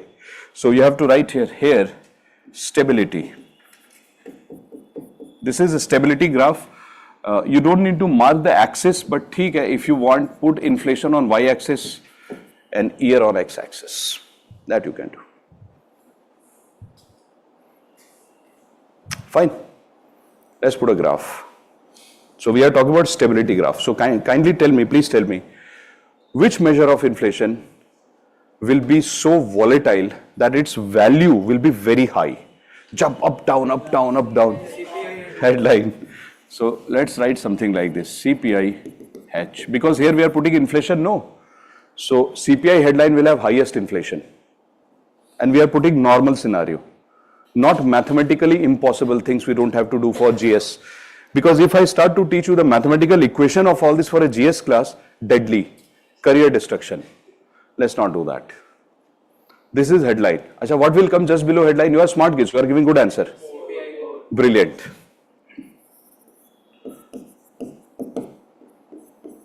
Core. And what is almost like very nice, very good guy, very good girl? What is that? Fine. They are very stable. So who are you guys? H, C, RC? RC. Brilliant. Look at you kids. Innocent kids. खुद ही select कर लिया. Right? And when I talk to your parents and ask your parents that, what are your kids like? Immediately they will say H. According to parents, you are this. According to yourself, you are this. According to me, now you are this. Because I have praised you in one thing. Few days back only I told you that. You absorb all the things with a lot of calmness, and that's this nature. If you remove volatility from your mind, you'll learn more. It's always the case. The more restless we are while learning or doing some precise things, the lesser the efficiency. Because all the time, something will happen in the class, but mind will go in something else. So we have to curb those things so that we become more efficient for the exam purpose. Dekho, this graph now will be embedded here. Yeah, hamesha ke liye you'll remember. I know. You will never forget. That's one point. Let's come back. And let's do this. First, I want to do this. The moment we reach rural and urban, then I will make it slightly complicated. But abhi nahi. First, we'll do simple. Ye dekho, what is written? You are smart kids. Look at the board. It says consumer price index types. If UPSC will ask you what are the types of CPI, then you will have to write all this and you will have to write two lines on each of this. First, I taught you derivatives of CPI. Remember, derivatives would mean the base is same, CPI H, CPI headline. You are just tweaking some components. Food here, no fuel here, no food, no transportation, some basic changes. That's called derivative. Take the same pen, remove this edge and derive a new pen. But what is the meaning of types? Types is completely new thing. So if UPSC will ask you a question, you have to focus in the exam. Are they asking derivatives of inflation or are they asking types of inflation? So if they ask you derivatives of inflation, you will have to write same CPI refined core, CPI headline. Or if they ask you the types, you will have to write this. Fine. So I told you that while teaching, I gave you a 360-degree view some time back. But while dictating, I'm giving you a different sequence for the exam. So notes has to be in a different sequence. Understanding can be different. All the graphs which I taught you, divergent, convergent, towards the end. That dictation will come towards the end first about all this. So please write CPI is of the following types in India. In India, that's very important. CPI is of the following types in India. CPI is of the following types in India. Number one, CPI industrial worker. CPI industrial worker. In the bracket IW, okay? I'll make this super easy for you. Just write the name CPI industrial worker. CPI IW. CPI IW. Okay, now let me tell you something. Whenever you prepare these kind of topics, you should write positive points in the class that, okay, these are the things about the concept. But then at the back of the mind, you should also know the negative points. Oh, what are the shortcomings? Because tomorrow you are going to be a future policymaker. And just in case you appear in the interview and UPSC asks you, just in case this question, that yeah, this method we are using in India, what's the negative side of it? Then there will be trouble. Because in every question, if you start to say, don't know, I don't remember, sorry, too many sorries, very difficult in the exam. Interview, it becomes very difficult. So I tell you that whenever you prepare a topic, thoda positive, but little bit of negativity related to the concept should also be known to the candidate. So what is this first concept? First concept is called as Consumer Price Index Industrial Worker. Why do we need this and what is this concept? This concept was developed in India in 1960s, precisely 1968. Very old concept. That's why the word industrial worker. Because remember at that time our obsession was industries and not services. But then over a period of time we understood that it's never about industries only, it's always industries and services. And in fact, Indian economy is dominated by services now. So the first thing that is wrong here is the nomenclature. Because here both industry and services are considered. But they never changed the nomenclature. And why the old nomenclature? Because at that time, industries used to be the most important obsession of the government, public sector companies. Government used to be very obsessed. Acha, industry is most important. Remember second 5-year plan, etc. So that hangover was there. So, but later on we understood, oh, service. So, what is this concept? See this, please. When you work in government of India, फटाफट मुझे बताना, please tell me. When you work in the government of India as an IS officer, so what are you doing? Are you becoming a part of manufacturing company necessarily, or will you also do normal day-to-day administration in the government, governance part? You are becoming the head of e-governance project. So what will you do? Is it necessarily manufacturing? Will you be placed as a CEO or chairman of some private government companies like Steel Authority of India? Necessarily. Or you can be posted just for governance and implementation also. Governance and implementation also. So suppose that you are ambassador to a foreign country. You are not in manufacturing. You are providing services to this country, consultant. Similarly, when you become IS, IPS officers, you are not manufacturing anything. You are providing public administration or administrative services to this country. So, Government of India is saying that whenever you take anybody who works for the government, whether in government services, in the nature of services, or in the government companies as a worker, like you work in Steel Authority of India Limited as a worker, in manufacturing company, Steel Authority of India, or for Airport Authority of India, you are constructing the airport, the building of the airport, you are a worker, right? Government worker. So you can be a government worker in services, you can be a government worker in manufacturing, it could be anything. But if you are a government worker, similarly, some people work in private companies. I am a private worker in services. Similarly, somebody will be a private worker in manufacturing, like Tata Steel. So whenever you take people who work for government, either in manufacturing or services, or you take somebody who works in private sector, either in manufacturing or services, you go to them and ask them a question that, sir and ma'am, please tell us, since you are working as a wage employee, not self-employment, you have to work as a salaried person in India, and you understand self-employment is different and salary is different. For all the salaried people, the Government of India goes to them and asks them, since you are getting regular salary, your habit of food must be different. Your habit of consuming gadgets would be different. So Government of India asked them a question that, can you please tell us, what are the most common things you consume? You consume in terms of goods and services. So what will I say? And what will you say? Our consumption will be almost similar. When you enter into job, no, whatever I am consuming, whatever you will consume. In student life, it's different. But when you become an IS officer, IPS officer, the way you will consume things and the way I am consuming things, 99% it will be similar. Example, I'll use a laptop. You also use a laptop. I use internet, you also use internet. I don't have time, so I eat a lot of processed food. You don't have time, because when you become an officer, aap dekh lena, you won't have time.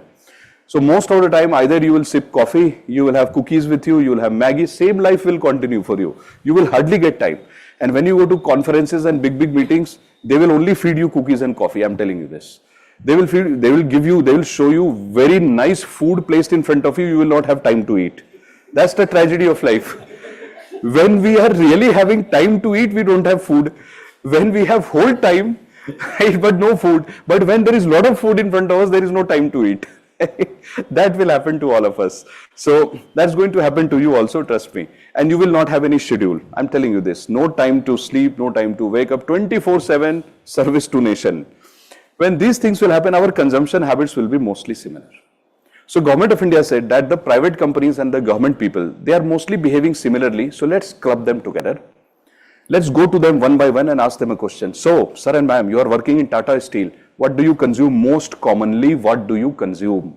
List is created.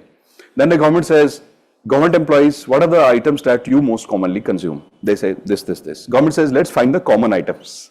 And they put all the common items in a basket. And what is this basket include? Food, textile products, transportation, vacation, gadgets, because people mostly take vacations also. Government employees also take it, private employees also take it. So basic things. Because here are not talking about below poverty line. Mind you, below poverty line people are not getting regular wages from government and private. So here you are talking about some sort of middle class or elite class. So what government is doing is, government is saying their consumption pattern is roughly around same. So put it in the basket. This basket is called industrial worker basket. And now Government of India finds the price of this basket in the base year and then finds in the current year. One of the base year could be 10 years back and one of the years would be point to point. Everything is calculated using two methods. One is official base year, very old, and one is point to point. So whatever be the value of this basket, last year it was 100, today it is 105 or 104. Listen to it very carefully, bacho. Last year it was 105, last year it was 100, today it is 104. So Government of India says 4% is the CPI IW, which means my industrial worker are facing inflation of 4%. So let me give them the dearness allowance of around 4%. Wow. That's the reason that dearness allowance is 4% and not 9%. Because, example, if you feel that dearness allowance should be given based on CPI headline, it will be wrong. The reason I'll tell you. So, for example, you say that, sir, what is the need to calculate all this? When we simply have this basket, you could simply take it, and you know that CPI in India is roughly around 6%. CPI in India is 6% currently. If CPI in India is 6%, फिर तो we could have given dearness allowance of 6%. No. Imagine you are an IS officer. I'm your prime minister. You came to me and you told me, sir, everything is costly. Increase my salary. I will say, beta, what is costly? So your answer will be, sir, food is costly. I'll say, agreed. Pan tobacco intoxicant is very costly. But why would you talk about pan tobacco intoxicant? You are an IS officer, IPS officer, IFS officer. You are entering UN office. Will you eat pan? And they will say, eat the pan. I am from India. You know, I am representing India in UN. Where shall I spit? Right? On the UN walls. Right? So they say, wherever you go, leave your mark behind. So we believe in that theory. Never leave these theories. Huh? So if you go to Government of India Prime Minister and tell them, Prime Minister, my inflation is 6%, please give me 6% rise in salary. Why? Are you affected because of this pan tobacco intoxicant? And then you will tell the government, housing is very costly. Government will say, beta, it's free housing for you. Which housing is costly? You are an IS/IPS officer. You have a bungalow of 20 rooms with a swimming pool without water and electricity. Right? And then you will say, fuel and light is very costly. Government, please give me dearness allowance. Government says, which fuel and light? Kerosene. Right? LPG. All this is free for you. Why will you ask for this allowance? That's the problem. So you can't use this. And similarly, you will tell the government, transportation is very costly. It's free. You'll have 10 vehicles in front of you. Every morning you will be confused which vehicle to use. And then every person who is driving the vehicle, they will feel very bad about you. So there will be 10 vehicles in front of you. If you choose vehicle number 1, 9 will feel very bad. I am telling you this. I have seen this. The 9 people who are driving the other 9 vehicles, they feel so offended. They are saying like, sir and ma'am has no emotional bond with me. See, they are biased. That is how they talk. They will tell you, you are very biased. So every day you will have to keep flipping the vehicle also, just to take emotional bond in the right way with the people who are working with you. You have to take care of their emotional well-being also. Because if you use only 1 vehicle, 9 vehicles unused, what will happen to them? They'll feel so bad. Sir and ma'am don't respect us. Are you understanding these problems? So can you use this inflation for dearness allowance? No. And I remember that one of you very innocently asked me this question when I gave you the first definition of inflation, that dearness allowance, why 4% when inflation is 9, right? Yeah, that 9% inflation is this inflation. But the dearness allowance 4% is not calculated on this. It is calculated on CPI, industrial worker, where the entire basket is different. You don't include pan tobacco intoxicants, transportation, etc. is calculated in a different way. Which means, Government of India has introduced the concept of industrial smart city, which gives the concept of walk to work. So when walk to work happens and your rent is controlled, because plug and play model, the apartments will be ready and rent will be regular. So the value of this box will be low. Because then you don't have to travel a lot using vehicles to walk to work. So which means in future you might see that the dearness allowance component will be very less. That's one of the tricks. So if you want to tell your worker that I will not give you dearness allowance 4%, I'll just give you 2%. Worker will say, why sir? Why ma'am? So the boss will say, because now you are walking to work. Petrol and diesel not affected, right? Very less. And number 2, your apartment price has been regularized by the... If a government does that, regularized flat rates, rent, regularized transportation cost, and if we start to use that mode of transportation, is not costly. Remove petrol and diesel and use some cheaper mode of transportation. Then this dearness allowance component, you will see it will come down in future. And this is the plan. Because dearness allowance is calculated to this. Did you understand this part? Second part. Now, if you go to rural India has 2 types of workers. One is agricultural labor and one is rural labor. What is an agricultural labor? Simple. Those people who work in the field of agriculture. So either you work in your field, you work for others, but it says agricultural labor. Of course, it simply means that you are working for others. So when you work in the land of others, it's not regular salaries that you will get. It's mostly unorganized in nature. But here, what did we do? We just took organized. We completely forgot unorganized. That's one of the negative sides of it. First of all, name is bad. Second, when you are talking about government and private employees, who gives dearness allowance? Organized sector. It completely ignores unorganized. It says, I don't know. So then what does the government of India do? Government of India says, let me calculate two types of workers. One is those people who work in the field of agriculture as laborers, and one who work in non-agricultural field. We will call them rural labor. These are the same people who work as rural labor in rural India, and these are the same people who work in as migrants in the urban area also. They are the ones who come in urban areas. They are also the ones when they don't get job, when they are not getting proper salaries in rural area, they migrate. So who becomes a member of Manrega? These two. These two. Which means Government of India is going to this rural India and meeting these kind of people who work in agriculture and asking them, hello sir, you are working in the field of agriculture. What are the goods and services you are consuming? So whatever answer they give, they put it here. Then the Government of India goes to them. They are also rural in India only, but where do they work? In non-agriculture, which means in small village industries, in MSMEs, in carpet making industry, textile industry. These are the people. So government goes to them and they are mostly unorganized, because organized we have already captured. So that's unorganized. So government goes to them and tells them, sir and ma'am, what are you consuming? Their consumption pattern is different because they are getting salaries. Construction will be urban, because in rural India you don't include construction. In fact, construction ke liye we have nothing in India. Totally left out. Construction worker is neither here nor here, because this is rural. That's sad. I told you, one or two negative things you have to keep in mind. So you are able to calculate or capture the unorganized rural people, but unorganized urban people, completely we forgot about them, and Government of India says currently nothing for them. Wow. But there is something which Dr. Rajan did, I'll tell you. So what do you do? First, you calculate industrial worker, then you go to see the rural India. In rural India, you meet two types of people. One is agricultural labor, who is working in the field of others, and one is rural labor, who is working in carpet industry, MSME, and ask them, hey, what are you consuming? Whatever answer they give you, put it in the box. This box is called rural labor box. If the value of this box rises, then you say that it is CPI, Consumer Price Index, agricultural labor.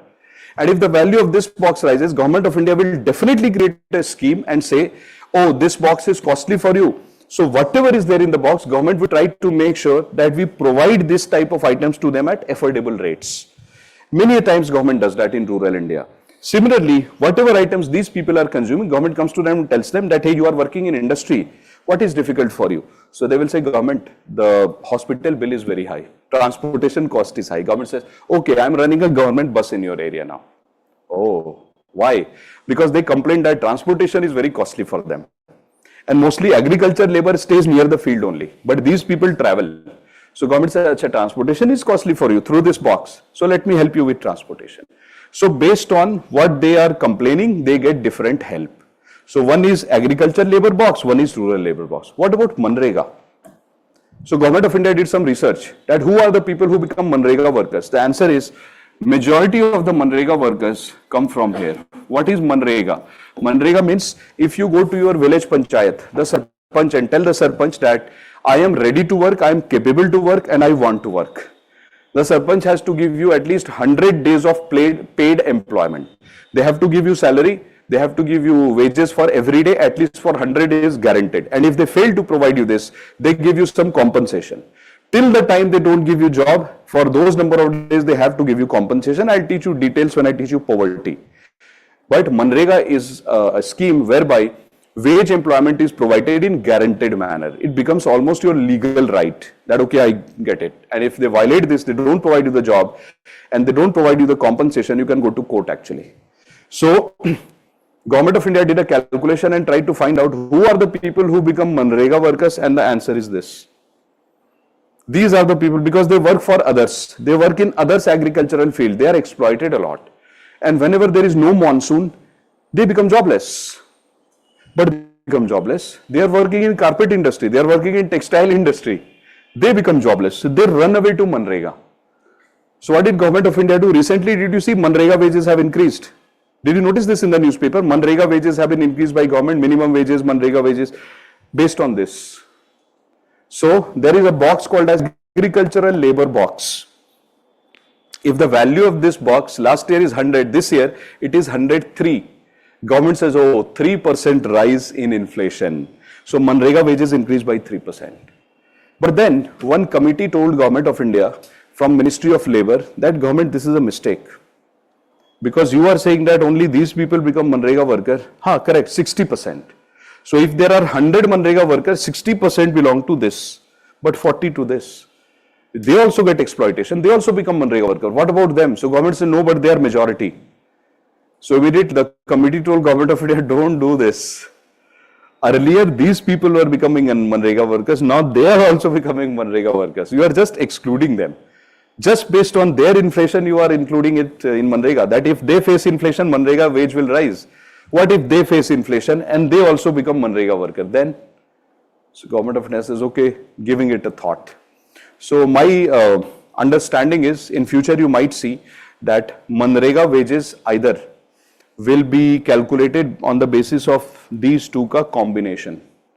I think they might take a weighted average of these two, that if there is inflation here 4%, there is inflation 3%. They will take weighted average 4 plus 3 with some weights. Roughly, let's say 4 plus 3, 7 divided by 2, 3.5. So Manrega wages might increase by 3.5. Or if they feel 90% of Manrega workers are coming from here, they might not change it. If 90% of Manrega worker comes from here, then they will change this and they will say, okay, this will decide the Manrega wage. But my intuition is, looking at the current research, a combination needs to be taken, because some people from here go to Manrega, some people from here go to Manrega. These are some policy issues which have been there in the newspaper since last 1.5 years. But if you study it in isolation, Manrega, rural labor, agriculture labor, it won't make sense. But if you study it like this, it makes sense. Acha, these are people are going there. These people are going there. So that's your relevance. So which inflation is used for dearness allowance? This. Which inflation is used for Manrega? This. Which inflation is used for rural labor? This. But as your friend was asking, she was asking a question, what about construction workers? We just left them. And who understood this problem? Dr. Rajan. So Dr. Rajan said that we have almost left the entire unorganized sector of India. Informal economy totally forgotten. 45 crore people we forgot. Very, conveniently.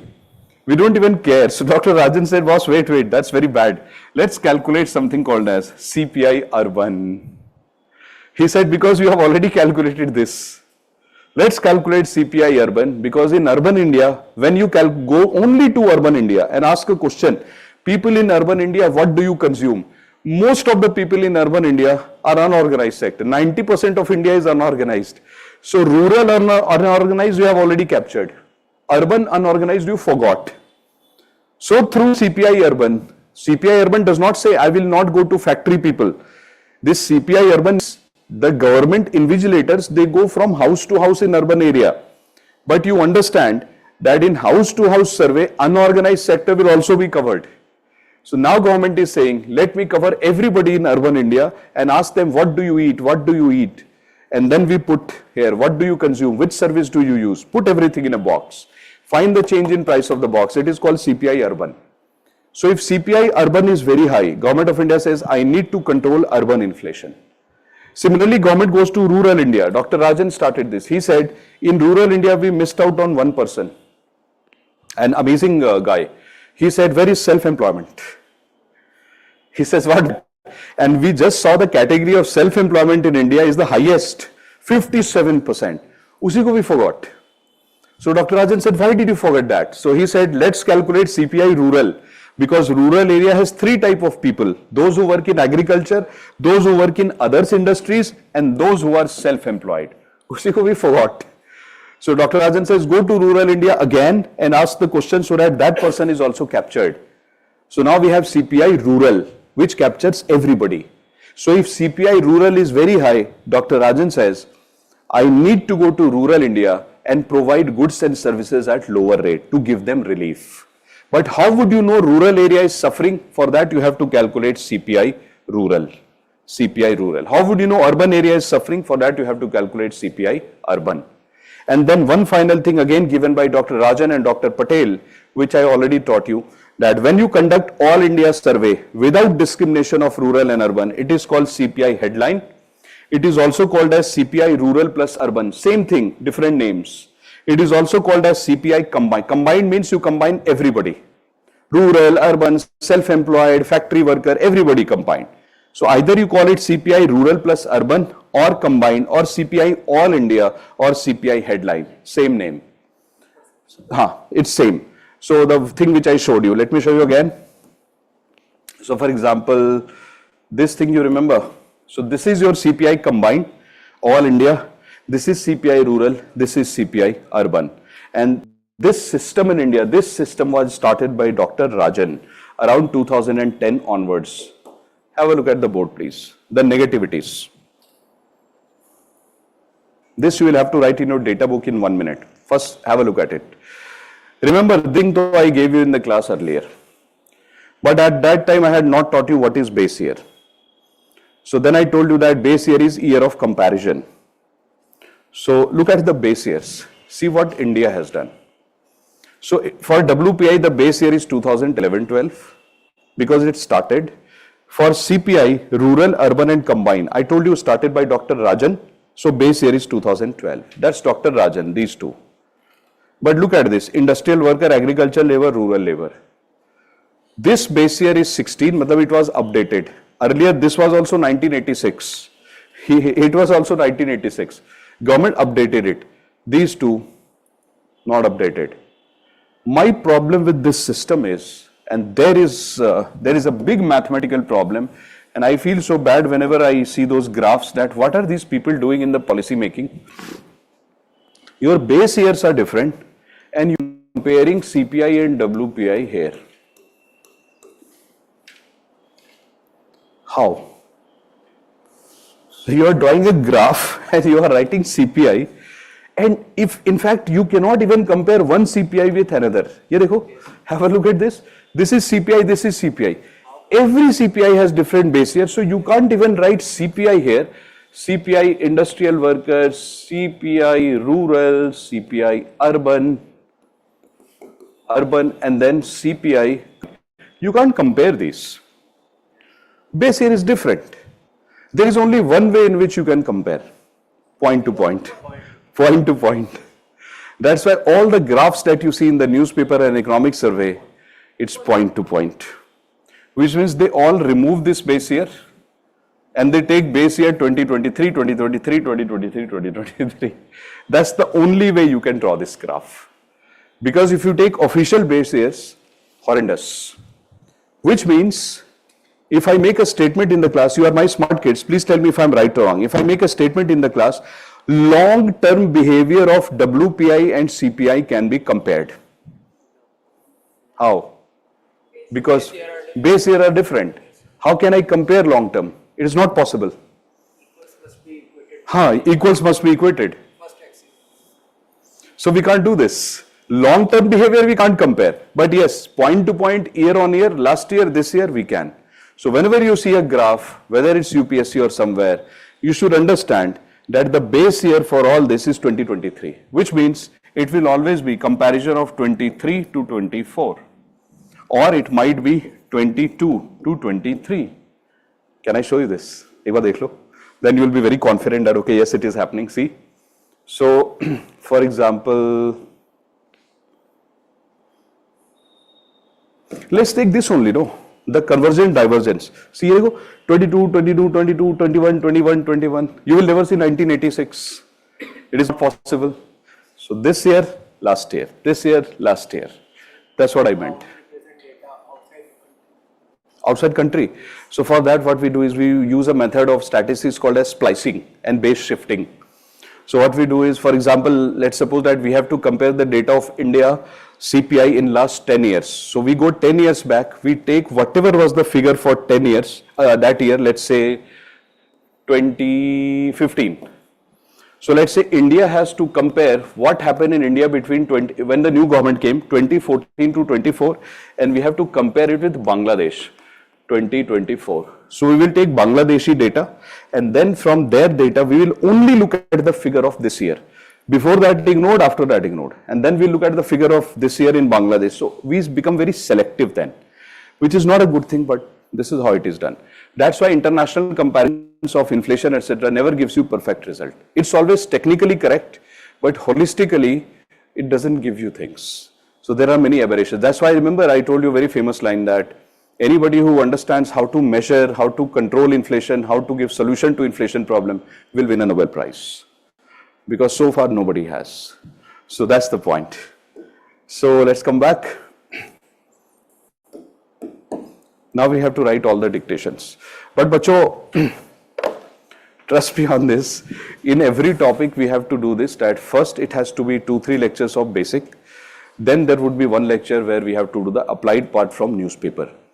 All this is in your syllabus. Nothing that we have done is outside syllabus. The reason being that when you read newspaper, you always read rural inflation is higher than urban. That's in your syllabus. If they will tell you that, inflation of food is higher than fuel, that is in your syllabus. If they give you any statement related to dearness allowance, that's in your syllabus. If they tell you Manrega wages have increased, why? Then you have to give your answer. That's your syllabus. If in UPSC they will tell you that government should change the reference point for Manrega wages from this to this as the point, and Manrega wages should be based on this. Why? So then you have to tell, because these workers, these people from rural labor also become Manrega workers. Everything that you have done is in your syllabus. Just that instead of only doing basics, we are also integrating current affairs. So it becomes little like this. But first 3 lectures in everything that I teach you will be basic, like balance of payment. In the first 2 lectures, you will see no current affairs. Everything basic, and you might feel, kya chal raha hai? Why is so much of basic? It has to be done like that. And then when you reach here, no, jump. So please write. Did I give you dictation of this? No? Chale, please write. That CPI IW measures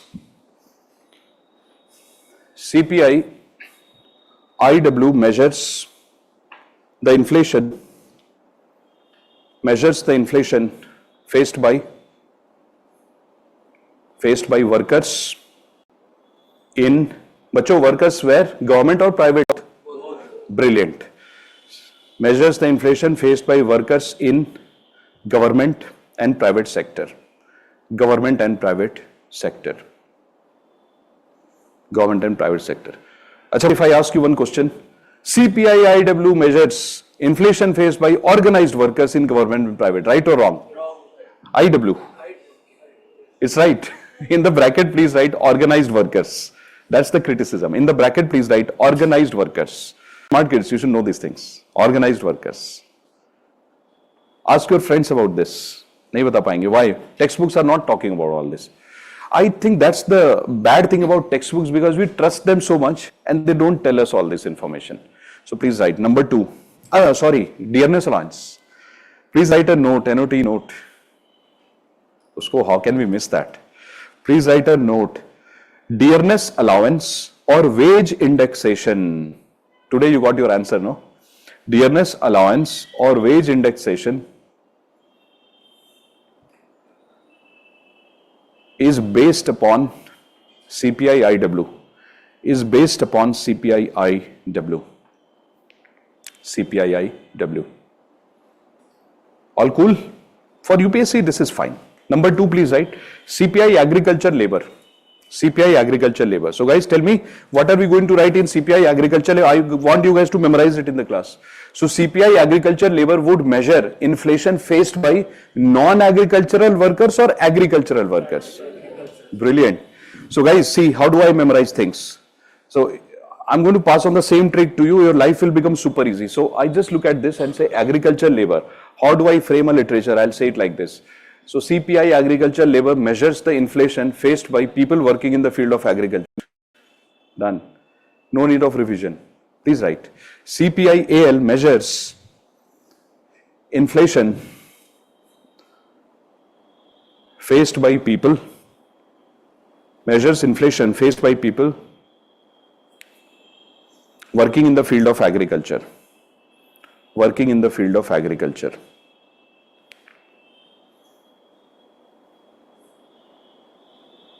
In the bracket, please write as workers. As workers. Mind you, not landlords, workers. Close the bracket. CPI-AL is used. CPI-AL is used to update Manrega wages.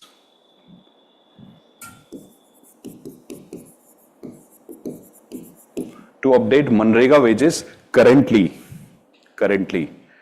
Bachcho, in February next year, please do check whether this changes or not, okay?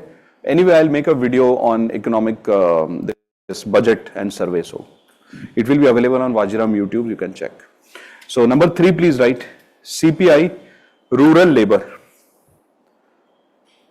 Rural labor. Who will tell me what are we going to write? So rural labor measures the inflation faced by? Brilliant. So please write, very good. Please write CPI rural labor measures the inflation faced by non-agricultural workers. Non-agricultural workers working in small village and cottage industries. Small village and cottage means household. Small village and household. Small village and household industries. Small village and household like pickle. People who make pickles. Household. Working in small village and household industries. Please put a full stop, guys. Now, please write the next one. Number 4. CPI rural measures the inflation only in rural India. Only in rural India. And next one, please write CPI urban. Next one, please write separately. CPI urban measures the inflation only in urban India. Urban India. Next one, please write CPI rural plus urban. CPI rural plus urban is equal to CPI combined is equal to CPI all India is equal to CPI all India is equal to CPI headline is equal to CPI headline is equal to, put another equal to please, is equal to policy measure of inflation. Policy measure, I'll tell you what is it. Policy measure of inflation. Policy measure of inflation in India. In India. Bacho, what is the meaning of policy measure of inflation? Tell me. Any guess? Absolutely correct. So whenever Government of India or RBI, they make any general policies for India, not for rural or urban, for entire India. And if they have to use the figure of inflation, they use this inflation. So why do they use this inflation and not the above ones? Because they say that this applies to entire India without any bias, and it directly impacts the standard of living of the society. If they pick anything else, it will become biased. So that is why it is used for policy making in India. Earlier, which inflation was used for policy making in India? WPI. But Dr. Rajan laughed at this and he said, WPI does not contain service. How can you exclude service and make policies for India? So he said, this is crazy. So use this. So, and when was the question asked in UPSC? 2021. 2021, UPSC asked a question that which of the following statements, we'll see this in MCQ. Can you believe it? This change happened in 2010 when Dr. Rajan was there. UPSC asked the question in 2021. Which of the following statement is correct? WPI is used for policy making in India. CPI used for policy making in India. So please write construction worker would come under which category? If the construction is happening in rural India, they will come under CPI rural. If construction project is happening in urban India, they will come under CPI urban. So if you have to talk about construction worker, there is no separate measure of inflation from them. We include them under CPI urban if they are working in urban India. If they are working in rural India, then CPI rural. But there is one inflation where everybody is included, CPI combined. So construction worker, non-construction worker, you, I, your parents, my parents, everybody is included in CPI combined. But there is nothing separate called construction workers. Please write. Write a note, NOT note, that government uses CPI headline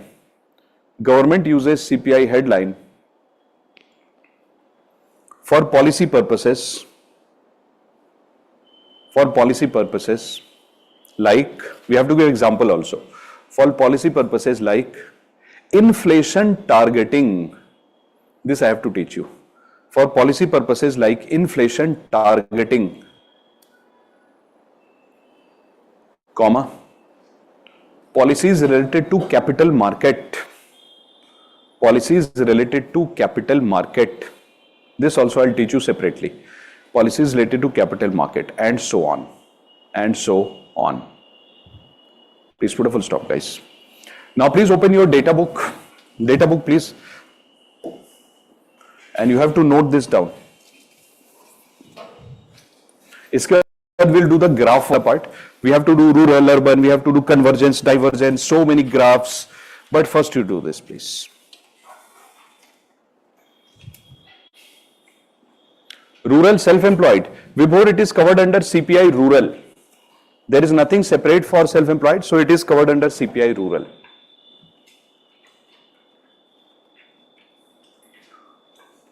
I think by the end of your course, you will start to play with these tables because you would memorize all these things. You have to memorize it. This too you already would memorize, I know, है ना? Right? You just have to memorize these base years, and it is also easy. I told you the story of WPI, so easy for you. I told you story of CPI 2012, easy for you. Then I told you 1986-86, it has not changed. And this is demonetization. PJ, it is CPI rural. Sir, how come we took 2016 because of demonetization? It was not a year of stability. Yeah, of course. But that's why the government is saying that this will change to 2018 or 19 very soon. But demonetization happened towards the end of the year. So what? That's why it is mentioned 16 and not 16/17.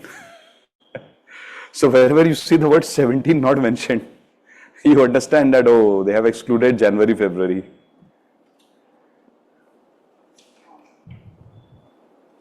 said about India is in COVID pandemic metals and that cotton is imported.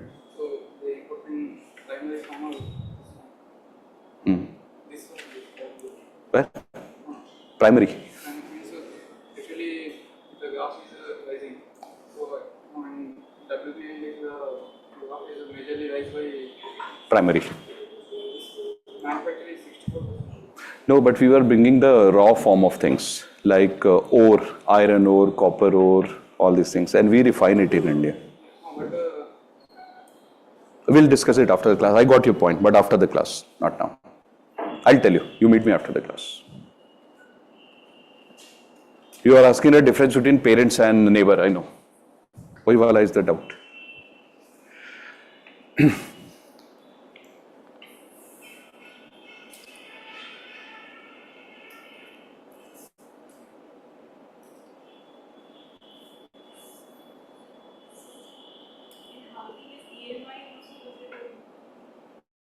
Only rent. That's another negative point. Because anybody who is the house owner, they will not be captured. So I think that there should be a combined housing index formula where rent, EMI, everything should be included. That's a shortcoming. There are many shortcomings here. But don't you think that government already knows the shortcomings? Dr. Rajan also knew it. Why didn't he include everything? Absolutely correct. He says, if you make formula too complicated, two problems will happen. Implementation becomes next to impossible. And number two, all these formulas that you see on the board, they are calculated on monthly basis. Every month we calculate. So Dr. Rajan said, if I put more variables inside this, there are some people who are not able to pay their EMIs back. NPA happens, etc. He said it will become so complicated, I will not be able to calculate it on monthly basis. So he said data problem will happen, calculation will take longer, it will become costly. So he said, let's keep it simple. Just like when I teach you a concept in the class called as GDP, and I will tell you that, using GDP, you can arrive at a figure called Human Development Index. And if the Human Development Index of a country is high, we say country is doing really well.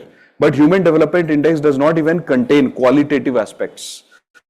Only life and education is there, but crime against women, crime against children, pollution, countries' participation in terror, all these things are not included. So how can you say that, for example, India has huge pollution, income inequality is so much, but your Human Development Index is very high, and we say, yeah, we are doing well. But why do we use Human Development Index? We use it for the ease of calculation. It's very simple to see the figures. And when you want to do better calculation, use other things. So similarly, RBI and Government of India, they say that this is good because the entire world is using, easy to use. But if you want to specifically go into something, then you can design your country-specific formulas, which we have designed in India, by the way. There is something called as Housing Price Index, which one of my friends, he's from like same batch as I am. He is working in currently ISB Hyderabad. He's a professor of finance and economics, Dr. Shekhar. So he is working a lot on housing index in India. And he has been in one of the committees of the government as well. Recently only he was appointed. So he's trying to give a new formula, that the same thing that you are saying, that how to capture the rising price of real estate in India. Because currently we don't have any such figure at all India level. So he's trying to create a formula basically. I think he's very close to it. His research work is going on currently. I was reading his research one day. He's very close to it. So very soon I think that in next 2 to 3 years, we might have a new formula instead of housing. We might have a housing index there, which says combine so many things and create one figure. But future, not currently. Did you write all this? Abhi, let's talk about UPSC. Done? Cool. So let's come back. Now, I gave you this formula also. Now we have to go to components. So let's do rural and urban. So please give a title about the now new UPSC points, which I taught you. Rural inflation versus urban inflation. Let's write first. Rural inflation versus urban inflation. Yes, Priyanka, correct. All these are year on year. Please write rural inflation versus urban inflation. Very important from exam perspective. Rural inflation versus urban inflation. Now see. You are my smart kids, you know one thing, that the weights in rural and urban are different. The name of items are same. So whenever there is a difference in rural inflation versus urban inflation, it will not be because of components, it will be because of weights of the components. That's the first statement we will write. We will write it in point-wise form. So first point, please write. The weight of items, please write bacho, the weight of items in rural and urban basket, first bullet point, the weight of items in the rural and urban basket are different. The weight of items in rural and urban basket are different. Hence, there is a difference in rural and urban inflation. Hence, there is a difference in rural and urban inflation. Point number 2. Let's write the points one by one with graph now. Point number 2. So please write, suppose there is food inflation. There is food inflation in the economy. Suppose there is food inflation in the economy. That's second point, huh? Suppose there is food inflation in the economy. Please put a full stop and then write. Rural inflation, put a full stop please and write. Rural inflation gives a higher weight to food gives a higher weight to food. In the bracket 47%. In the bracket 47%. Close the bracket, please. Full stop. Urban inflation gives around 30% weight, to food. Hence, food inflation impacts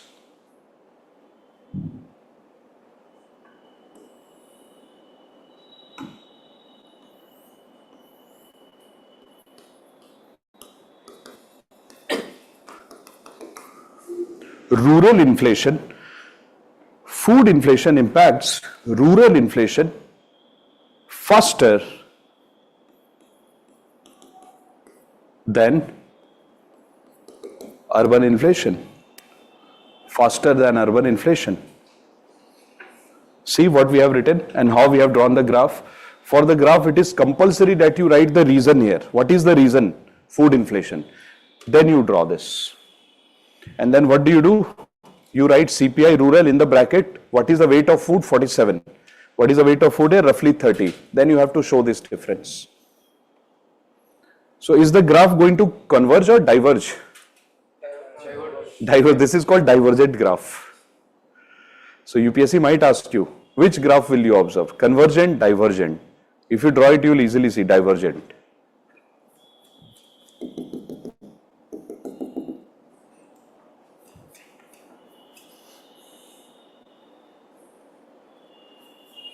Done?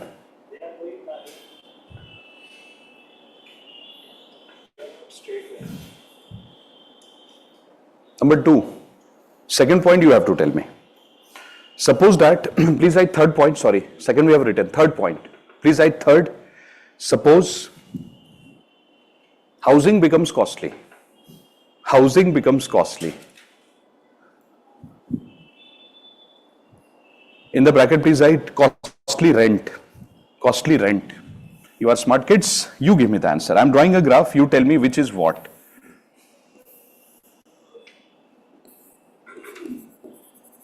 Rent has increased. Tell me, guys.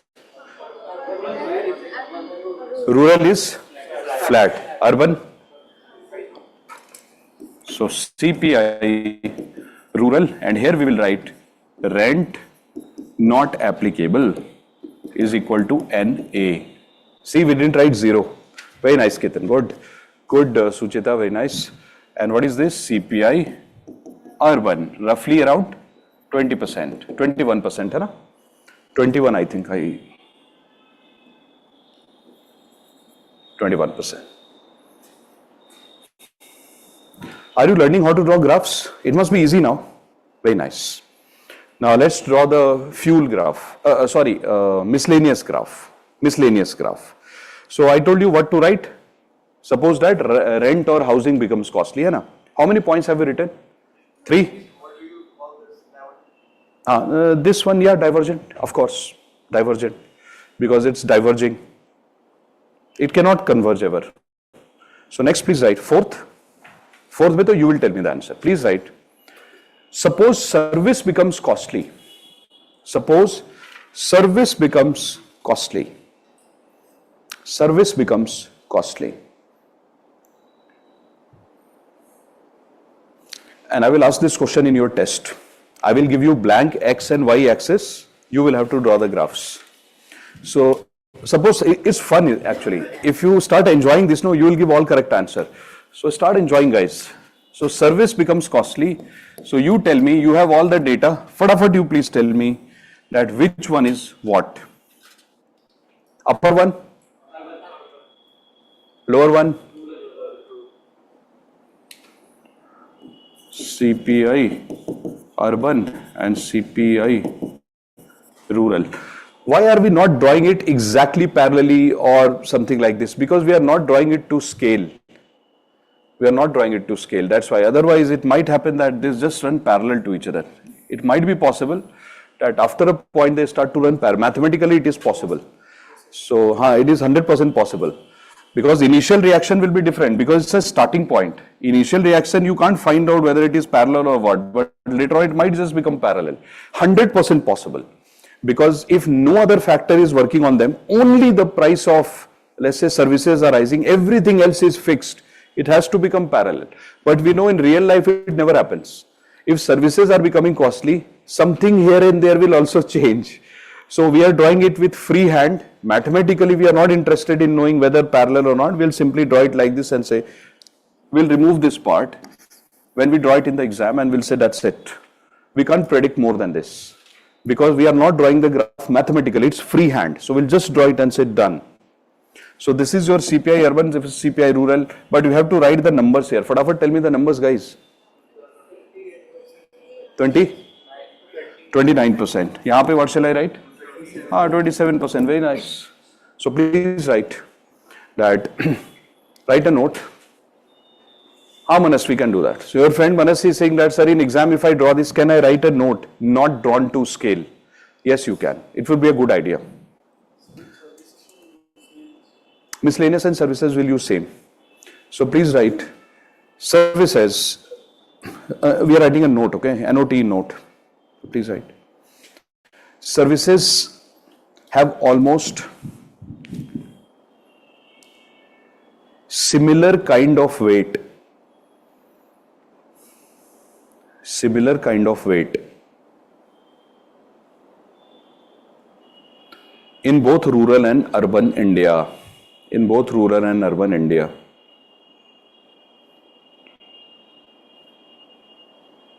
In case of service inflation,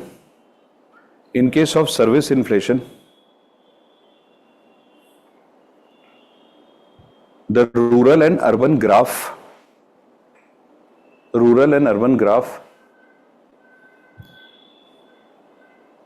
appear very close to each other. Appear very close to each other.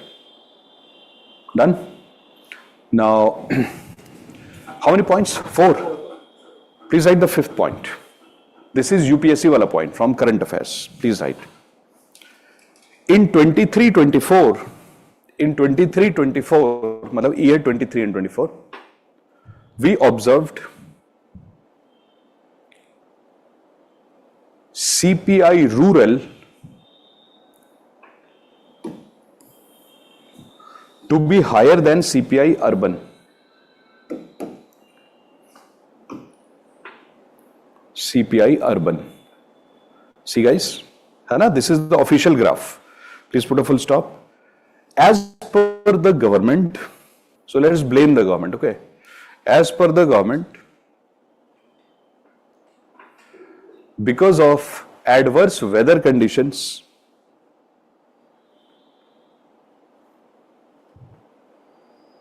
and the impact of climate change,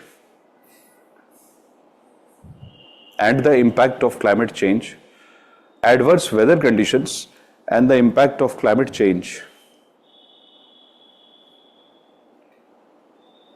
the food production got impacted.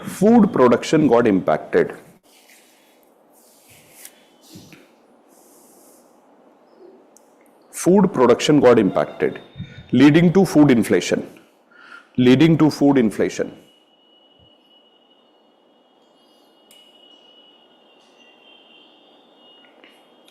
Chase a paragraph, please, and write food inflation impacts. Bacho, food inflation impacts rural more or urban more? Rural. Brilliant. So please write food inflation impacts rural inflation more than urban inflation. Food inflation impacts rural inflation more than urban inflation. Hence, in 23-24,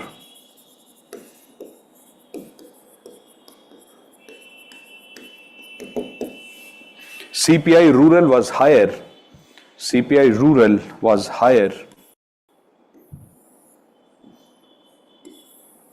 than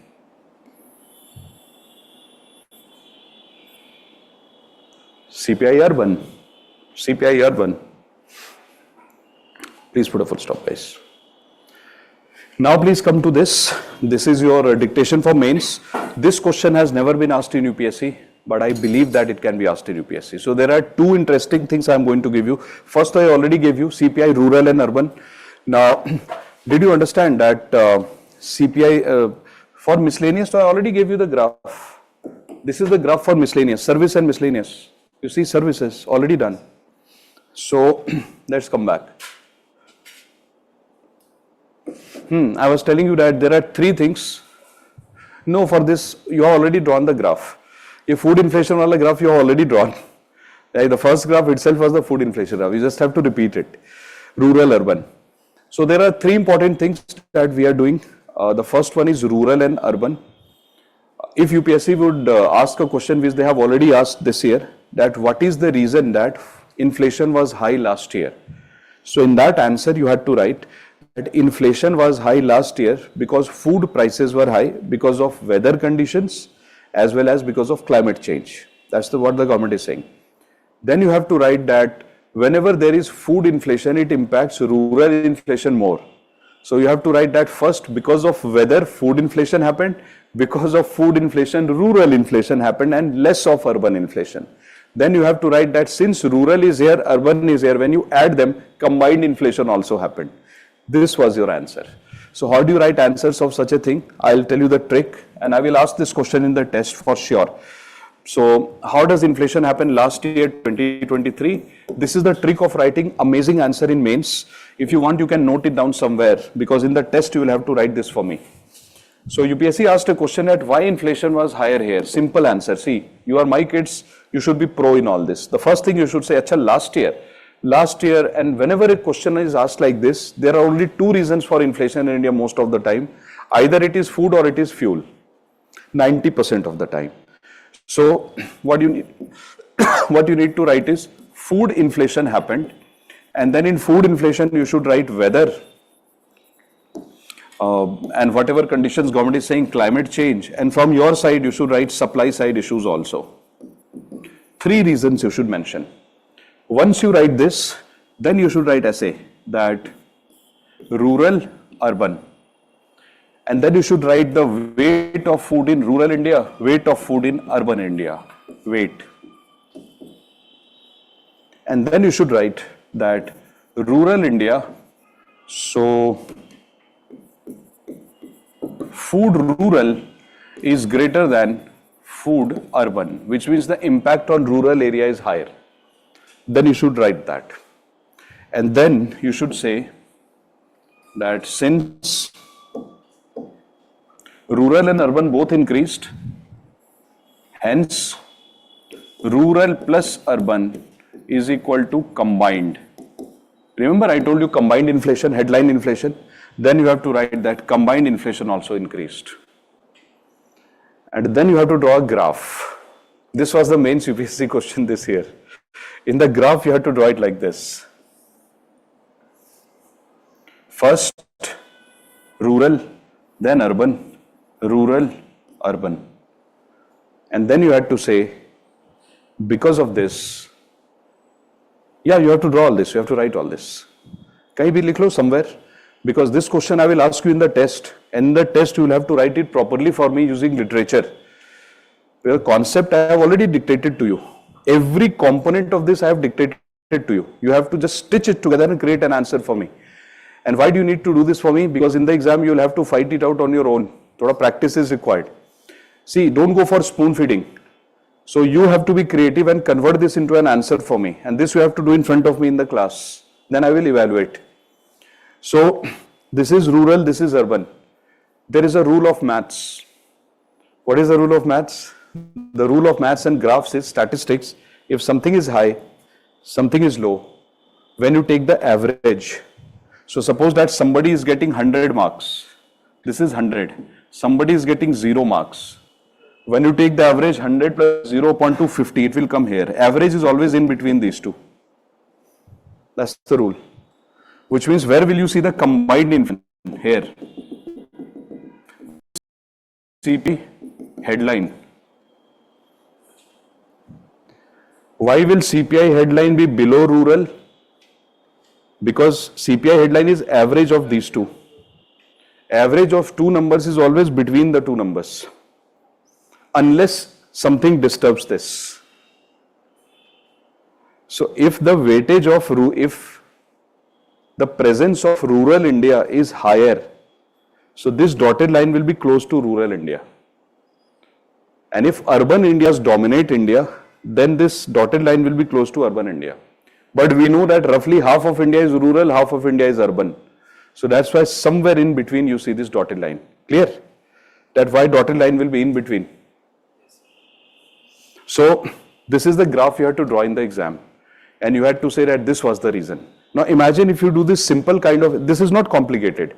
This is more, because you do more complicated things than this in your CSAT.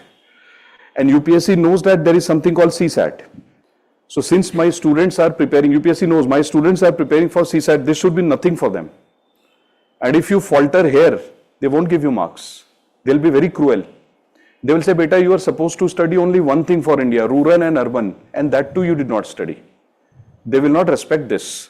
And then they will take out the revenge on other question. They will say, you are trying to become an IAS officer, tomorrow you will be governor of RBI. 100% yes, that seat is open for you. Tomorrow you will become a finance secretary. And you don't know this. Matlab you don't know India. Then they will say, beta, prepare again. So why to show these vulnerabilities to UPSC? Let's prepare this.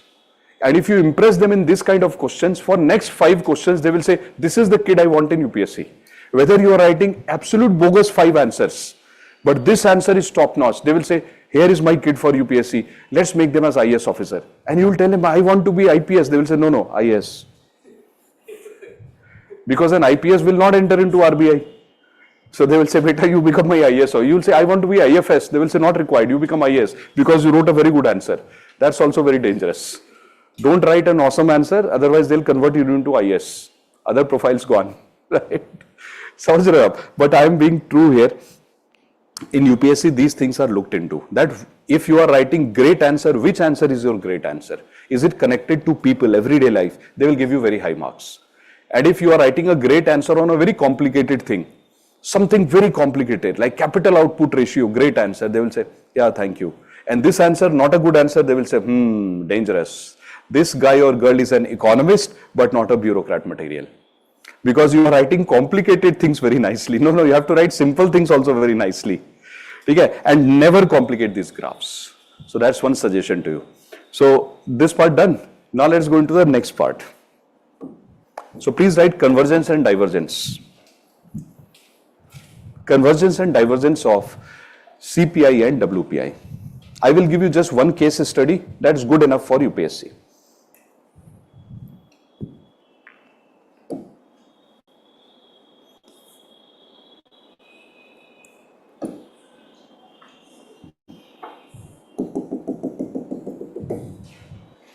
So we can write 2021 and here we can write 2022. Let's make it simple. Let's never make things complicated. Always make it simple. See how simple? We have divided the graph into 2 parts. Life done. Sorted. Simple life. Done? Now, we will write it as WPI. Keep drawing this, guys. And we will call it as CPI. This is the real convergence and divergence. In other graphs, it's very difficult to say whether it will converge or not. Yahan pe to guaranteed we will get the result. So this is WPI, this is CPI. Let's get guaranteed results. Now, when will you see that WPI will rise faster than CPI? WPI will rise faster than CPI in few conditions. For example, if the inflation in manufactured items is very high. And was there any manufactured items? Your answer. Was there any manufactured item which India was buying from other countries? Yeah, we were. Like for example, we were buying copper sheets, ready-made copper sheets, top class, which can directly be used in industries. So India also buys raw copper, refines them. But at that time, we were saying, no, we don't want to buy raw copper because we don't have time, COVID time. So India started to say, I want to buy copper sheets. When you import copper sheets, and what did I tell you? Where was the government using it? Was the government selling it to others in India? No. Government was importing and converting it into infrastructure. airports, government projects. So those copper sheets were not coming in the local market. It was simple. Are you understanding? It's very simple. Copper sheet was coming to India, not in the local market. It used to come on the seaports, airports, and government used to use it. Right? And government used to say anybody who wants to construct buildings, big projects in India, you can buy that from the wholesale market of copper. So this was sold in the wholesale market. So what happened at that time? Please write metal plus crude oil. So India was importing crude oil. That's your manufacture item. And crude oil is primary. But you understand one thing, you are smart kids. Crude oil is never sold in retail market. It is a part of wholesale market. Go to any fuel station and petrol pump and tell them, give me crude oil. They'll tell you, which crude oil are you talking about? Anyway, we have diluted it so much by mixing so many things. Right? Kerosene, etc. Right? Ethanol. So, if you try to buy crude oil, you will not be able to find it. Through containers, crude oil comes to seaports. That's it. So, that price was rising. What happened here? Global metal and crude oil price declined. You should write like that. It declined. India was buying almost very low priced crude oil from friendly countries. But see what India did. Very nasty thing was done by India here. What did India do here? So here two things happened here. Two things happened. First, the taxes on petrol and diesel increased. Very bad. Because petrol, no, don't write vaccine diplomacy. Some evaluator might not like it. We have to be neutral in the exam. Emotions to only in class sometimes we discuss. Because now we have become almost like we share bro code. Yaad hai na? We share bro code. That's why we discuss these things. Otherwise, in a formal class, I don't even discuss these things. Your class is almost like one-on-one with me. Because we can have almost one-on-one discussions. Otherwise, I know you well. I trust you that you will not write these things. But when I teach somebody only, let's say 1 or 2 lectures, 3 lectures, I don't know if I crack a joke, maybe people will take it seriously and write it in the exam. And their career will be destroyed because of me. So, isliye we have to be very conscious. When I meet people for less number of times, I don't crack these jokes. Never. But abhi to bro code. So, what is happening here? Taxes on petrol and diesel increased. That's number 1. And number 2, something nasty done by government of India. What? What happened here? If your petrol and diesel becomes costly, service, transportation becomes costly. See? So people are buying costly petrol and petrol and diesel is also used in some generators, some industries, as well as because petrol and diesel is costly, so service is also costly. Some people are using petrol and diesel to run some machines. Machine operation also is costly. And plus your service is also costly, transportation is costly. Now what has happened? Boom, your CPI is going up and your WPI is coming down. And you know what was the CPI and WPI after 2022? You'll laugh at this. Our CPI almost reached 9% and WPI was 4%. And what was the figure here? Here figure was very different. Here our WPI was 13% and CPI was 6%. See how things change in life. Sir, which thing affects the most? WPI and CPI? Us, CPI. Sir, Services, CPI, always CPI.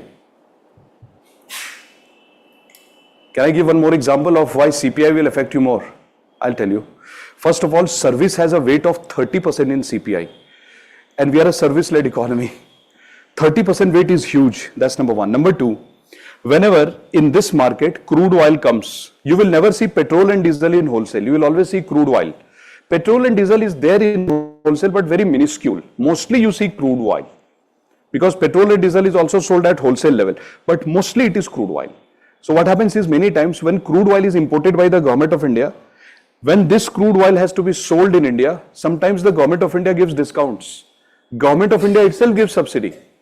So normal price of crude oil should be 90 rupees a litre. Government will say election time, sell it at 65 rupees a litre. So your CPI will not be impacted. But after election, what will happen? Crude oil is 90 rupees a kg, we will pay 110. Litre, we will pay 110 rupees a litre because elections are over. So If you would have asked me a question that which inflation is important before elections, answer is different. After elections, it's different. After election to on burger and bun, the GST will increase. Before election, nothing will happen. But yes, sir, don't write in the exam. Right. So please write a dictation on this. That in India, Acha, why do we observe convergence and divergence so much in India? Because we depend a lot on imports. The moment your import factor is gone, no, this will become very stable. That's why we see so much of difference because of external factors. So please write. In India, first point. In India, we often observe convergence and divergence. We often observe convergence and divergence. Convergence and divergence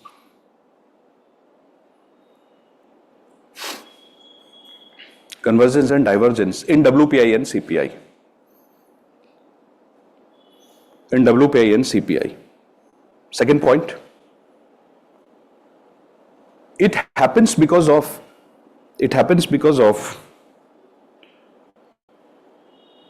two factors.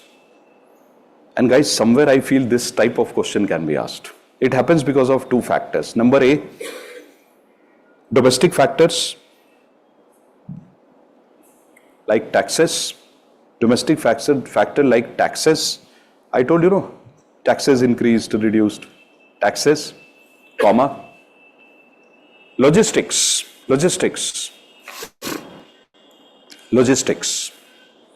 That is stupid.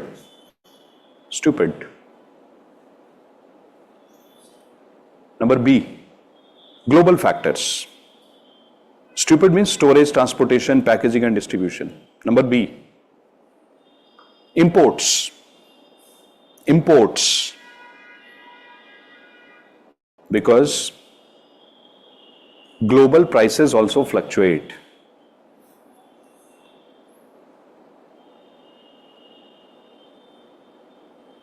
Due to factors like geopolitics. Global prices also fluctuate due to factors like geopolitics.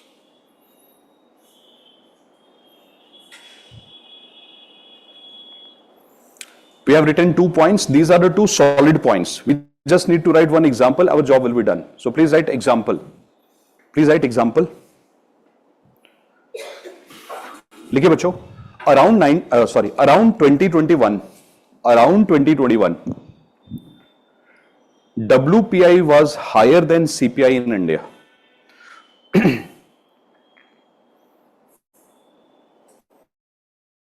Was higher than CPI in India due to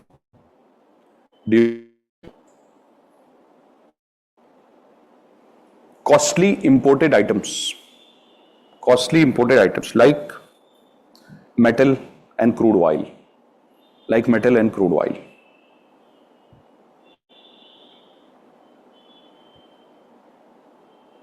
In fact, WPI and CPI were diverging. देख लो बच्चों, it is diverging. See, in this region, we are talking about the graph left side. It is diverging, going far. Full stop. But around 2022,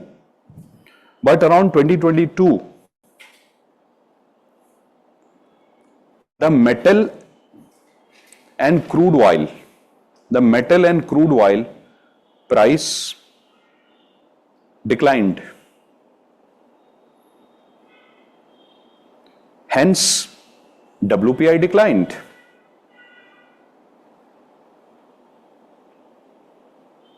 Full stop. But in the CPI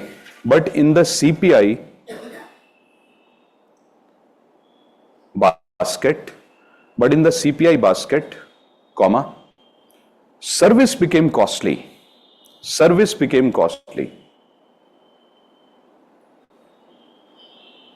That is, miscellaneous items became costly. है ना बच्चों? We know service means miscellaneous. That is, miscellaneous items became costly. Miscellaneous items became costly. Hence, CPI increased.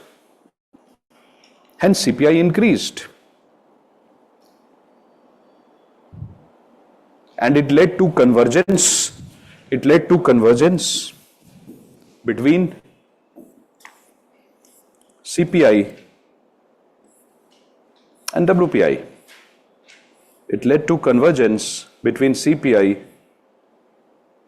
and WPI. Full stop, please. You just have to do that. If you do more than that, in convergence and divergence, it will even cross the optional level. We don't want that. Just newspaper level is fine. Please give a title skewflation because we already touched it. So we have to discuss it. Skewflation. Now the concepts that we are going to discuss are very short concepts. Theories are over.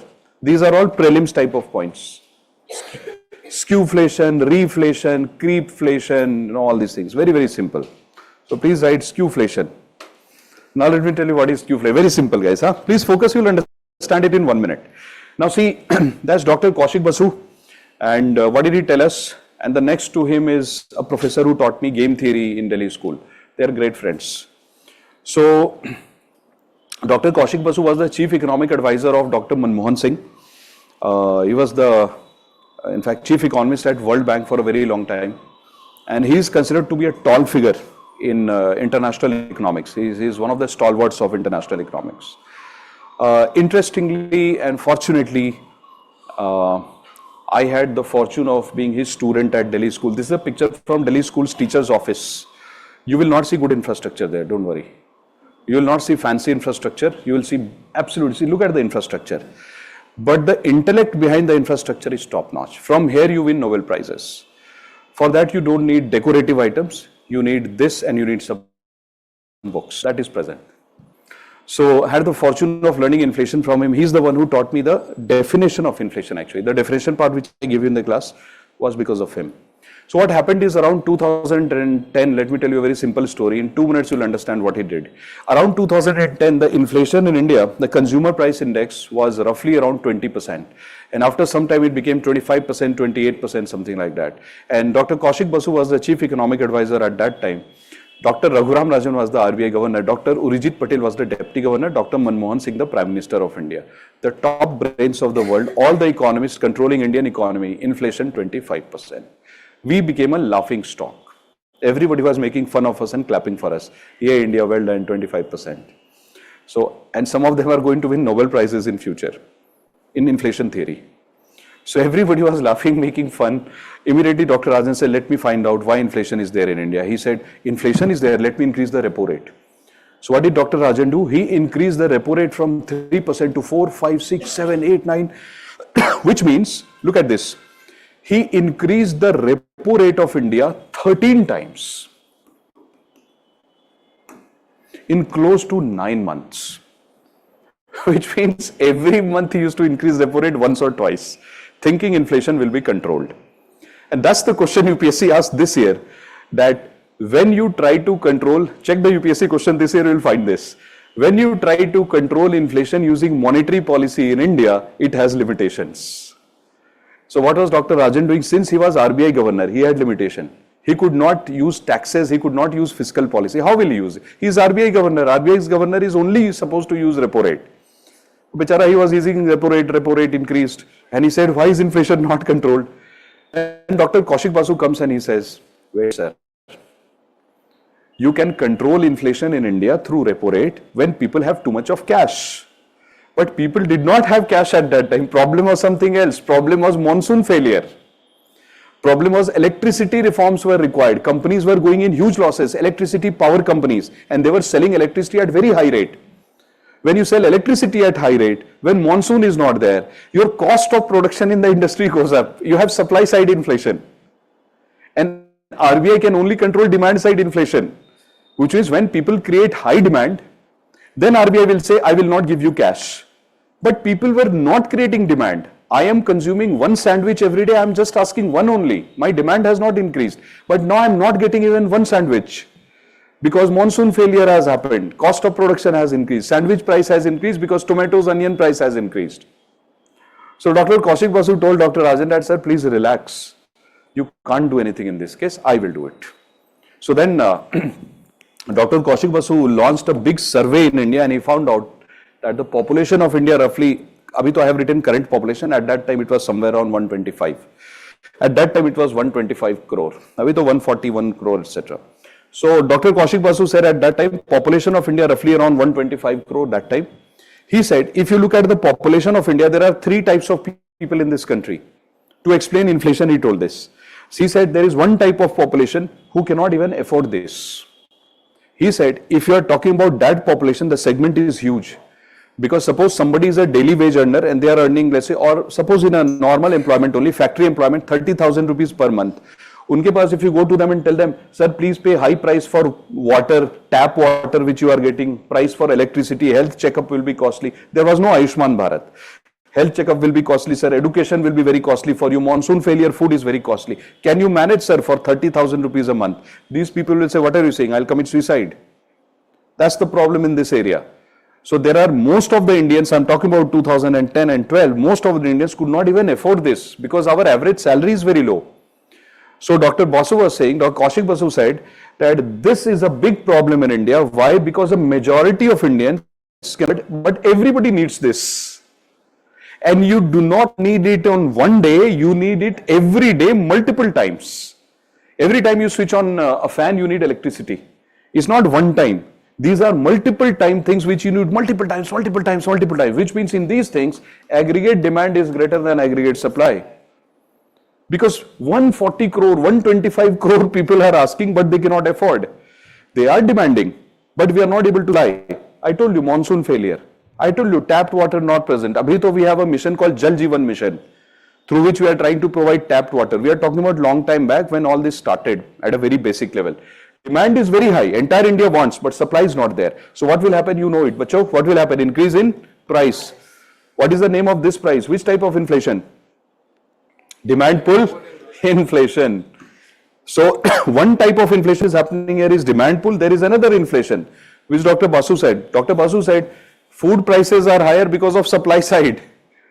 So he said, yeah, he said there is cost push inflation also in some of the items. Demand pull is there because population is high. Cost push happened in food because monsoon failure happened. So he said in India you have both demand pull and cost. So remove the word cost push and call it supply side. So he said India has demand pull, India has demand side inflation as well as supply side. One segment of population is suffering from this. But then you have a middle class. Middle class says, yeah, for me it doesn't matter. Whether you take 10 rupees per unit electricity or 13 rupees, how does it matter to me? Because, you know, Infosys will pay me the salary. Wage indexation will happen. So the middle class of India, the upper middle class of India says, I don't care. So for upper class, Dr. Kaushik Basu did the research at that time and he said, wow, look at the upper class of India. They are buying gadgets. At the time when India was suffering, rest of India, the middle class and the upper middle class, they were buying new models of mobile phone and laptops at discounted price. So what did he observe? He went to the market, he started asking people, what are you buying? People said, I'm buying a laptop. He said, which laptop? People said, this is December time, Christmas time, huge discounts. So in India, you have monsoon discount. In India, you have New Year discount. In India, you have UPSC discount, so many things. For everything, there is. When COVID happens, COVID discount. When COVID is gone, post-COVID discount. Kuch bhi, in the name of anything, we have discount whole year. And India is a country of festivals. So there are 12 months, 1200 festivals. So every festival will happen like so many times in a year. Like my birthday also comes 3-4 times a year. Right? So what happens during all those festival times? The gadgets are sold at discount price to clear the stock. So Dr. Kaushik Basu observed that during the month of December, when half of India was struggling with this problem, inflation was there. Remaining part of India, like 20% population of India, was buying gadgets at discounted price, which means laptops price normally 40,000, at that time 30,000. And if you wait for a few days, 20,000, which means what are you observing here? Deflation. So one part of India is facing inflation, both demand and supply side. One part of India is facing deflation, and that too in the same month of December. Then there is one more part of India who is absolutely between this class and this class, the normal class of India. They went in the market, they said, I want to buy a t-shirt. Why? New Year time. So what will happen to the price of the t-shirt? Because India is not having any deficiency of clothes. Clothes, though we manufacture normally only. So what happens to that? The price of the clothes normally doesn't change much. And you will never see excess demand in these kind of stores. So if you go to any market of India, you will not see like 1 lakh people entering one store, because there are so many stores ready to close. It really doesn't matter wherever you go. You will find everything in 200, 300, 500 rupees, which means here mostly the prices are normal price. And I told you what is normal price or equilibrium price. A price which exists when aggregate demand is equal to aggregate supply. Wow, you remember it. So what do you mean by normal price? A price which exists in the market when demand is equal to supply. Very good. Demand is equal to supply. That's normal price or equilibrium price. So now in the month of December, Dr. Kaushik Basu observed that there are three things: inflation, normal price, and deflation. He said that's the problem in India. So he said India is a very unique country because India has all the three things parallelly, running parallelly. He said, what a country, amazing. So then he said that Dr. Raghuram Rajan, you cannot do anything in any of these. Ab kya karoge? What will you do here? If you change repo rate, reverse repo, if you change the repo rate of India and increase the interest rate, people are asking for food, water and power. They won't be able to get the basic necessities. It will hurt them. So even if demand pull inflation is happening, see the nature of demand pull inflation. They are not asking for laptops here. They are asking for basic necessities of life, and you are going to make it costly. It will hurt them. So he said, please don't act. I will tell you what to do. Immediately, Dr. Basu told the Prime Minister of India, start importing food from other countries, friendly countries. Sign deals, import food. Immediately, he told Dr. Manmohan Singh that, sir, it is the time for electricity reforms in India. It is the time for supply side management. And he said, we must immediately take health reforms and education reforms. This is the first time when they seriously contemplated all these things. Unfortunately, after that, they lost power. So we never know what exactly they would have done. But yes, they wrote it in the reports that all these reforms are required. So, and who told all this to Dr. Manmohan Singh, Dr. Rajan, Dr. Kaushik Basu. So guys, I have a theory. I have seen, like when I met all these professors, I was never taught by Dr. Rajan, so I don't know. But whenever I met all these professors who are almost as genius as him, in fact, Dr. Rajan considers Dr. Basu as his guru. So when you talk to Dr. Kaushik Basu, etc., these kind of people, I have realized that a single individual is not good in everything. So we are good in different things. So like Dr. Rajan is a top-class monetary economist. Dr. Kaushik Basu is a top-class monetary economist, fiscal economist, and development economist. But Dr. Basu is not that great in finance, but he's great in almost like everything else. Dr. Rajan is very good in finance and money. So imagine if a friendship happens between these two. Okay, then if a friendship happens between these two and they come on a common platform and they try to help India, what an amazing policy we are going to get. If they work towards the common goal with full honesty, nobody can stop us. But the unfortunate thing is like the best brains of this country, they are scattered somewhere and we are not able to utilize them. Include Dr. Urjit Patel in the list and you will see Dr. Urjit Patel is such a perfectionist that whenever he does research or does implementation of any policy in India, he will even look into decimal points and he makes sure that the policy implementation is top notch. He saves a lot of money and resources. His financial market concepts are top class. That's why he was already appointed in Asian Infrastructure Investment Bank. He was called by them, AIIB, he was called, and he was made as the head of Treasury Department and Investment Department of AIIB. That boss, you will be the head of Investment Department of AIIB. And the main thing that AIIB does is investment only. They made him the head of that. So it's not that India does not have brain and think tank. Unfortunately, sometimes we lose out because we don't respect them a lot, and sometimes they also have different kind of thought process. So whenever you meet these genius people, it's so difficult to control and manage them. You can't stop them. They will be so restless all the time. And that's why they are geniuses. So anybody who can bring them under one roof, great thing for India. I hope it happens someday. So this concept, guys, when you have, when you have inflation in some sectors, normal price in some, and deflation in some, this combined situation is called as skewflation. That's it. Now, if somebody will ask you, why does skewflation happen? You have to tell that you will mostly find skewflation in a developing country with big population, where these features will be there. In developed country, first population will be less, and this will never be a problem. So in developed countries, you will see, but hardly. So skewflation is the symptom of a developing country. How do you cure it? You cure it in this region especially. This is natural. But this is where the cure is required, which means reforms are required, government support is also required. Then you will be able to cure skewflation. But should you completely cure skewflation? It is not possible. Some skewflation will always exist. Till your economy is big, this type of situation will exist. So it's not bad. But when skewflation exists for a very long time, people suffer a lot, then you have to control. Little bit, 1 or 2 days it happens, sometimes monsoon, it's okay. But regularly, no. Because you are killing people. So what did Dr. Kaushik Basu say? He said, skewflation itself is a symptom of development. You cannot cure it completely, but you should keep it under check. That's what he said in his research. Please write.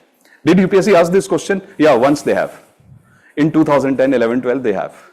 So please write, skewflation. It is a situation where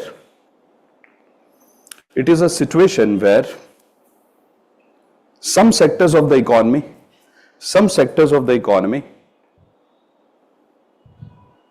experience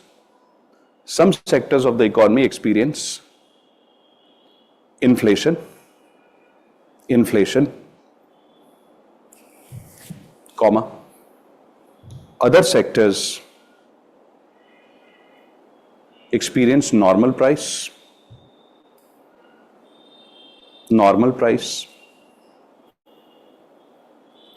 whereas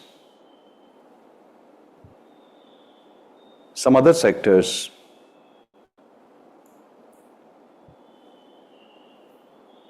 might experience deflation.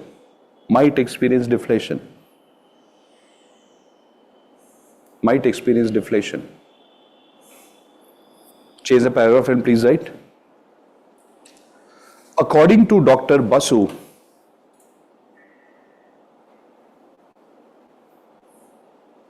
skewflation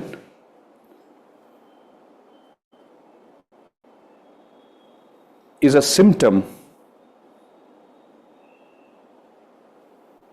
of developing economy.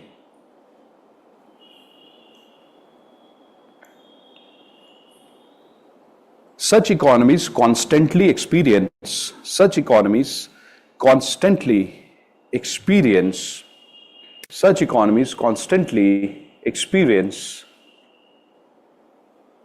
demand side and supply side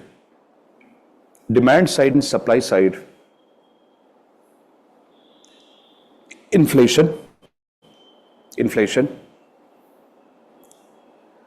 in basic goods and services. Like food, health, education.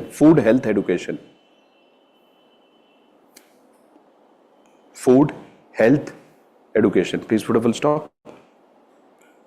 The government should try to bring reforms.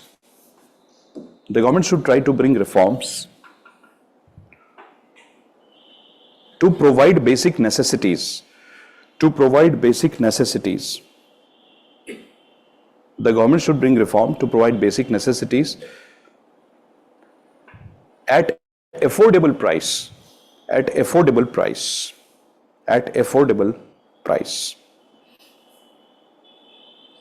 For the society.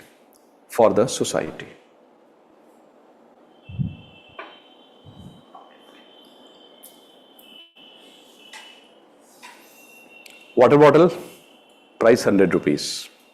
Assume it. What is the price of this? 100. Let's play a game, small game. Perhaps I think this would be the last thing we'll be able to do today. This is a water bottle, price is 100 rupees. Please give me some logical answers. I think you are ready for this. I deliberately do this towards the end of the class so that you are ready with the answers. Guys, don't overthink. Just think through the question in a logical manner without over or under thinking, online and offline. Give me a normal answer. So if suppose I am the seller of this water bottle, think about it guys, not me, but you are the seller, chalo. You are the manufacturer of this water bottle and you are going to sell it to my online friends, 100 rupees, I am the buyer. You know that if you keep selling it for 100 rupees all the time, you will be bored and you will lack motivation. Because if you keep getting the same marks in every mock test, will you be motivated? No. If you get 1 mark extra in one of the mock tests, you will be so motivated. Every mock test 60 marks, one mock test 61. You will be motivated to say, Acha 61, next time I'll get 91 also. That's the motivation. So, producers have to be motivated in the economy, and for motivation, they would do these things which increases their profit. So, suppose this is the water bottle which I'm selling to you at, let's say, 100 rupees. And now you decided to increase the price of this water bottle to 101 rupees. Just 1 rupee extra. I really like your water bottle. I'm a consumer. I really like your product. And every consumer, every producer has a loyal consumer base. For every producer, you will see there would be a set of consumers who would always buy the product. So, this is a water bottle for 100 rupees. You are producing it. Normally, you sell for 100, but today you decided to sell it for 101. Will I buy it according to you? Or will I refuse to buy and buy something else? For 1 rupees, will I change it? 1% rise in price. No way I'm going to change. I will definitely buy. And you know it. So why did you take this risk? Because you very well know that there is a certain range in which I will not react. So don't you think that every section of the society or every country will have a different range of reaction? Let's take another example. When you increase the price of this water bottle by 1 rupee, your cost of production has not increased, but you have increased the price. Are you getting 1 rupee extra profit in every bottle? Yes. You will be motivated to increase the price by 1 more rupee. Because that urge for profit is like animal spirits. That's awakened. Yes, I need profit. So now you will increase the price by 1 more rupee. It becomes 2 rupees. What do you think will I do? Will I buy it? Will I completely leave? Buy it. Which means before doing all this increase of price, you would have done a research that what is the increase in price up to which society will not react, because there will come a point when I will react. If I have to give 1 rupee coin with 100, I will not react. If I have to give 2 rupee coin, I will not react. 3 rupee coin, I will not react. Up to 4 rupees, because 2 rupees ka 2 coins, I will not react. 5 rupees, it's a heavy coin, I will react. 5 rupees substantial. Who has done this research for India? RBI. RBI has done this research for India.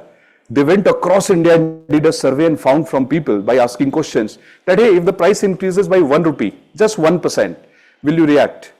Entire India said, why will I react? Then they said 2%, 3%, no, 4%, no. More than 4%, 90% of India said, we will react. 5 rupees is a big coin. It's heavy in the pocket. And if something I have to give which is very heavy, I will react. So people said, I will change the water bottle. Immediately RBI said, the tolerance limit of India is 4%. 4%. After 4, reaction. Who used this information? Producers. You are the producer of this water bottle, you will be very happy. You will say, thank you RBI. What will you do now? Water bottle price increased by 4 rupees. Not at one time. Every year 1 rupee, 1 rupee, 1 rupee, up to 4 rupees. Up see the game that happens. Now, this water bottle you are selling earlier for 100 rupees, now for 104 rupees. Extra profit 4 rupees. You are the producer. What do you think will happen? If you are producing water bottle and selling it, you will only sell one water bottle every day, or you will try to market your brand, make it popular, market your brand, and every year you will try to get into new areas to sell more. So when you are producing water bottle and selling it at 104 and people are buying it, then you get motivated. Cha, at 104 also people are buying. My product must be addictive. Let me produce 1 extra water bottle. Because now you are motivated, animal spirits. So first you increase the price and then you saw the reaction. You saw people bought it. Yes, some people will leave it. How does it matter if 1 or 2 people leave? Because you are for 1 or 2 people. You are a capitalist. You are looking at entire India and foreign country. And how will you market your product abroad? You will say, even when I increase my price, people bought it. See, I am an Indian company, great company. See, now you are using it in your favor. That despite increase in price, people are buying it. They did not leave my product. So now you will produce 1 extra bottle. What has just happened? Output increased. Wow, what's the reaction? When price increased, output increased. The moment output increases, you know that there are labor laws in this country. You cannot force the worker to work for extra hours unnecessarily. You have to hire more workers. A worker cannot work beyond 12 hours, but you are producing more. You have to hire more workers. You have to buy more machines. So what will you do? Hire more workers? Yeah, to produce more. Because you are selling more, you are exporting more. And if you increase the workers, that means employment is increasing. And when employment increases, the opposite is unemployment comes down. So now imagine you are producing 2 water bottles and you just call me, you said, hey, Mr. Worker, I'm a worker in another factory, but your product is selling more. You called me, you said, can you join me? I'll say, yeah, I can join you if you give me higher wages. Now I'll bargain. You badly need me. Because at any given point of time, the skilled workers related to particular products are limited. And you immediately need workers. You'll call me. I will come to you. But at high salary. So now let's write all these things in a sequence. And when you see I have already written it, you just have to write it down. So see, what am I writing? The key word here is this. This is the key word. How is the price rise happening in the society? Our first condition, limited or unlimited? Absolutely limited. Based on whose recommendation? RBI. So if there is a limited rise in price, and who decides this limit? Monetary authorities like RBI. In every country, this limit will be different. In India, we react at 4 rupees, 4% rise in price. Some countries react at 2% also. Go to Africa. There, if the price rises by 1%, they won't be able to buy. Go to Uganda. Go to Somalia, like Raghav Chadha. Go to Somalia.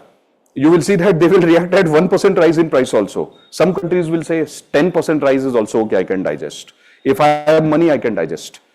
That's the thing, which means for every society, this is different. For RBI has said 4%. So what is the title for this? Phillips curve, growth versus inflation. Phillips curve, growth versus, you have to leave? Okay, no problem. आप कल पूछ रहे हैं मैं से if you have a doubt in this, huh? Phillips curve, growth versus inflation.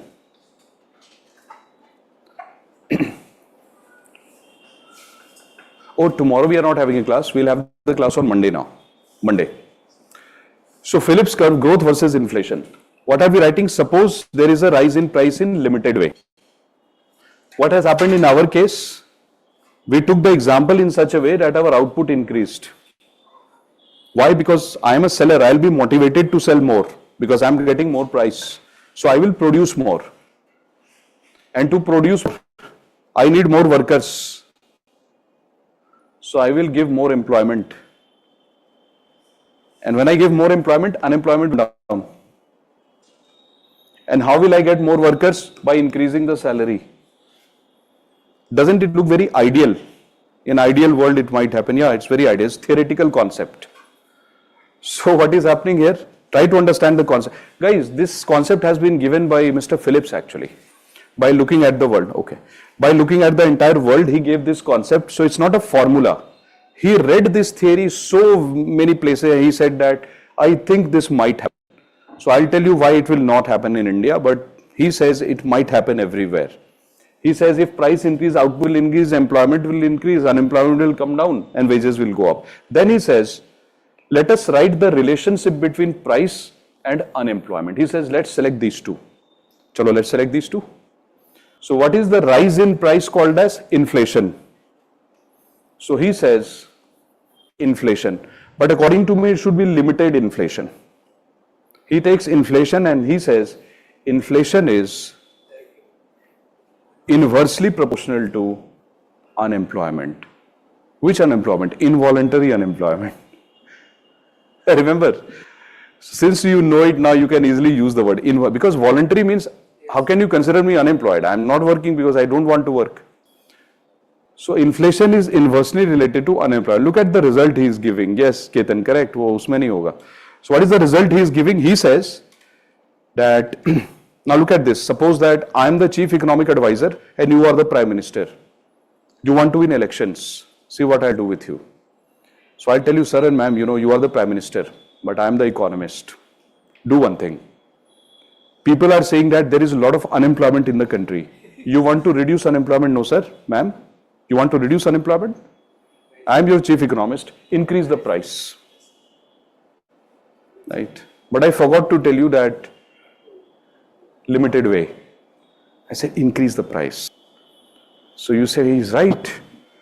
So then you tell me next time you, Mr. Chief Economic Advisor, I'll appoint you as the Finance Minister of India. I said.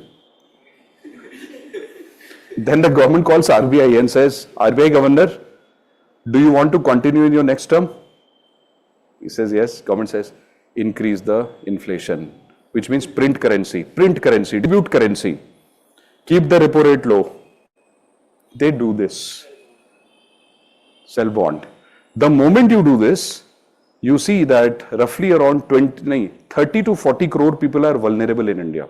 Either they are below poverty line or they are very close to poverty line. Roughly 40 crore people out of 140 crore are so vulnerable that if the packet of bread becomes 20 rupees to 22 rupees, finished. So government did not care for that. Economists did not care for that. They said increase the inflation. The moment you do this, the elite class of India will not suffer. Even the middle class will say manageable. Just below the middle class, deadly. Suicides will happen. So Millip says this is a good theory.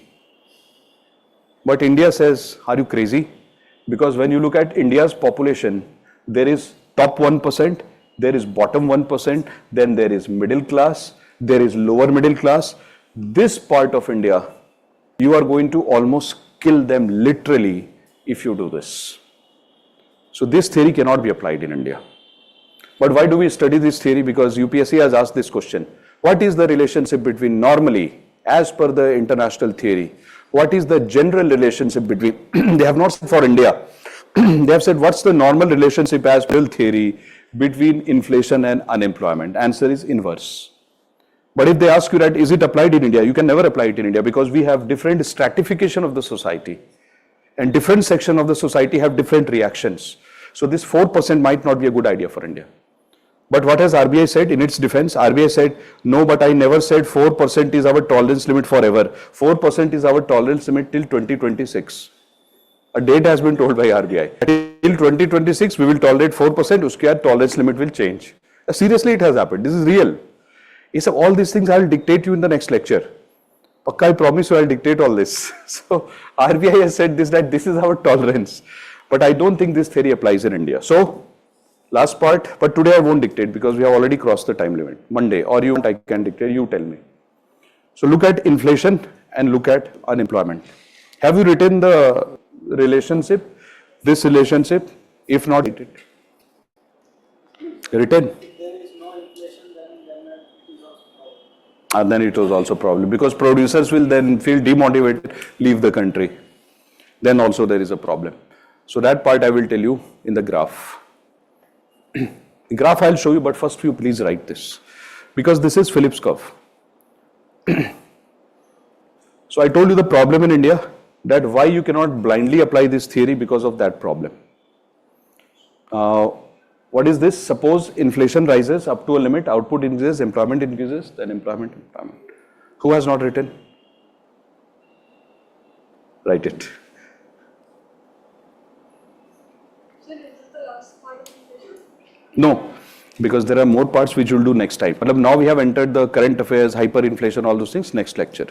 The basic parts are over. Only superficial parts like 10 minutes, 20 minutes, 5 minutes parts are left, which we'll do next time. Monetary Policy Committee, all these things we'll do next time. The area of it is over. Now the applied area of inflation will happen next lecture. And then after I complete it Monday, Tuesday, I think, or Wednesday, whenever I feel comfortable, we'll have a small session of MCQ, not a small, exhaustive session of MCQ, sorry. In our case, there is nothing small. This is inflation. Draw this graph, please. This is the last graph, inflation and unemployment. Inflation, unemployment. And there are many of you who might, not here in the class, but if there are many students who are watching the recorded lectures also because they are working somewhere, so I get mails also that I watch your recorded lecture after a gap of 1 day, etc. For them, I am telling you, if you are watching this video, do not compare these notes with anybody else's or even my notes from previous years, because this is a dynamic subject, things change. Like this year, I taught more of employment, unemployment. In inflation also, I exceeded a few things like rural, urban divergence, extra things. So because it is relevant this year. So don't compare. So on this, final part C, you have to give the answer. Suppose, bacho, that currently the inflation, unemployment rate of India is 7%, which is true, you know it. That if you look at, 3% is over average 3.2 and youth is 10%. So suppose that average is, let's say, somewhere around 7% is normally the unemployment rate of India, and suppose inflation is 2%. Prices are rising just by 2, which is tolerable. But government of India says this is too much. We want to reduce unemployment. So we want to reduce unemployment to 3. what should be the inflation that we should be ready to tolerate? Higher than 2 inflation or lower than 2? Create this and write it here. And then please write 6%. Yes, AG, you can. Please write 6%.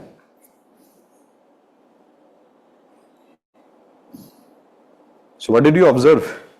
That if a society wants to reduce unemployment, they have to tolerate little bit of inflation. So what did RBI say? RBI said 4% is a tolerance limit. If it goes up to 6%, which means plus 2, we can tolerate. RBI says it can never be a number, it has to be a range. RBI says it is okay, but we will take actions. If it is moving towards 6, we will take action, bring it close to 4. But RBI also says one thing. RBI says the lowest inflation that we should tolerate is 2%, which means minus 2. RBI says our inflation should not go below 2%. Because if inflation is below 2%, matlab 100 rupees water bottle is sold for 101 rupees. RBI says it will demotivate producers. Producer will leave this country and go to another country. How will we create employment? So RBI says we have to look at the consumer welfare as well as the producer welfare. So RBI says if inflation is 2%, we should be happy. Less than 2% worried because producers will leave this country. So RBI says the real range of inflation is 2% to 6%, that's range.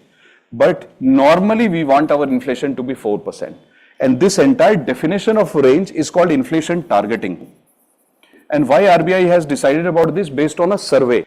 And RBI says this targeting will be valid till 2026. RBI says after these numbers will change.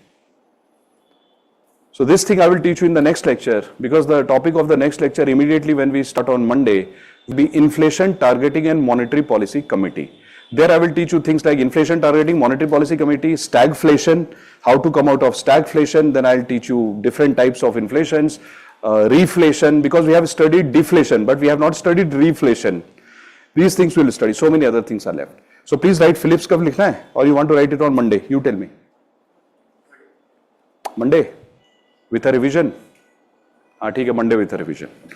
So Monday when we come back, I will give you a quick revision of this in 5 minutes, dictation for 5 minutes because it's not difficult.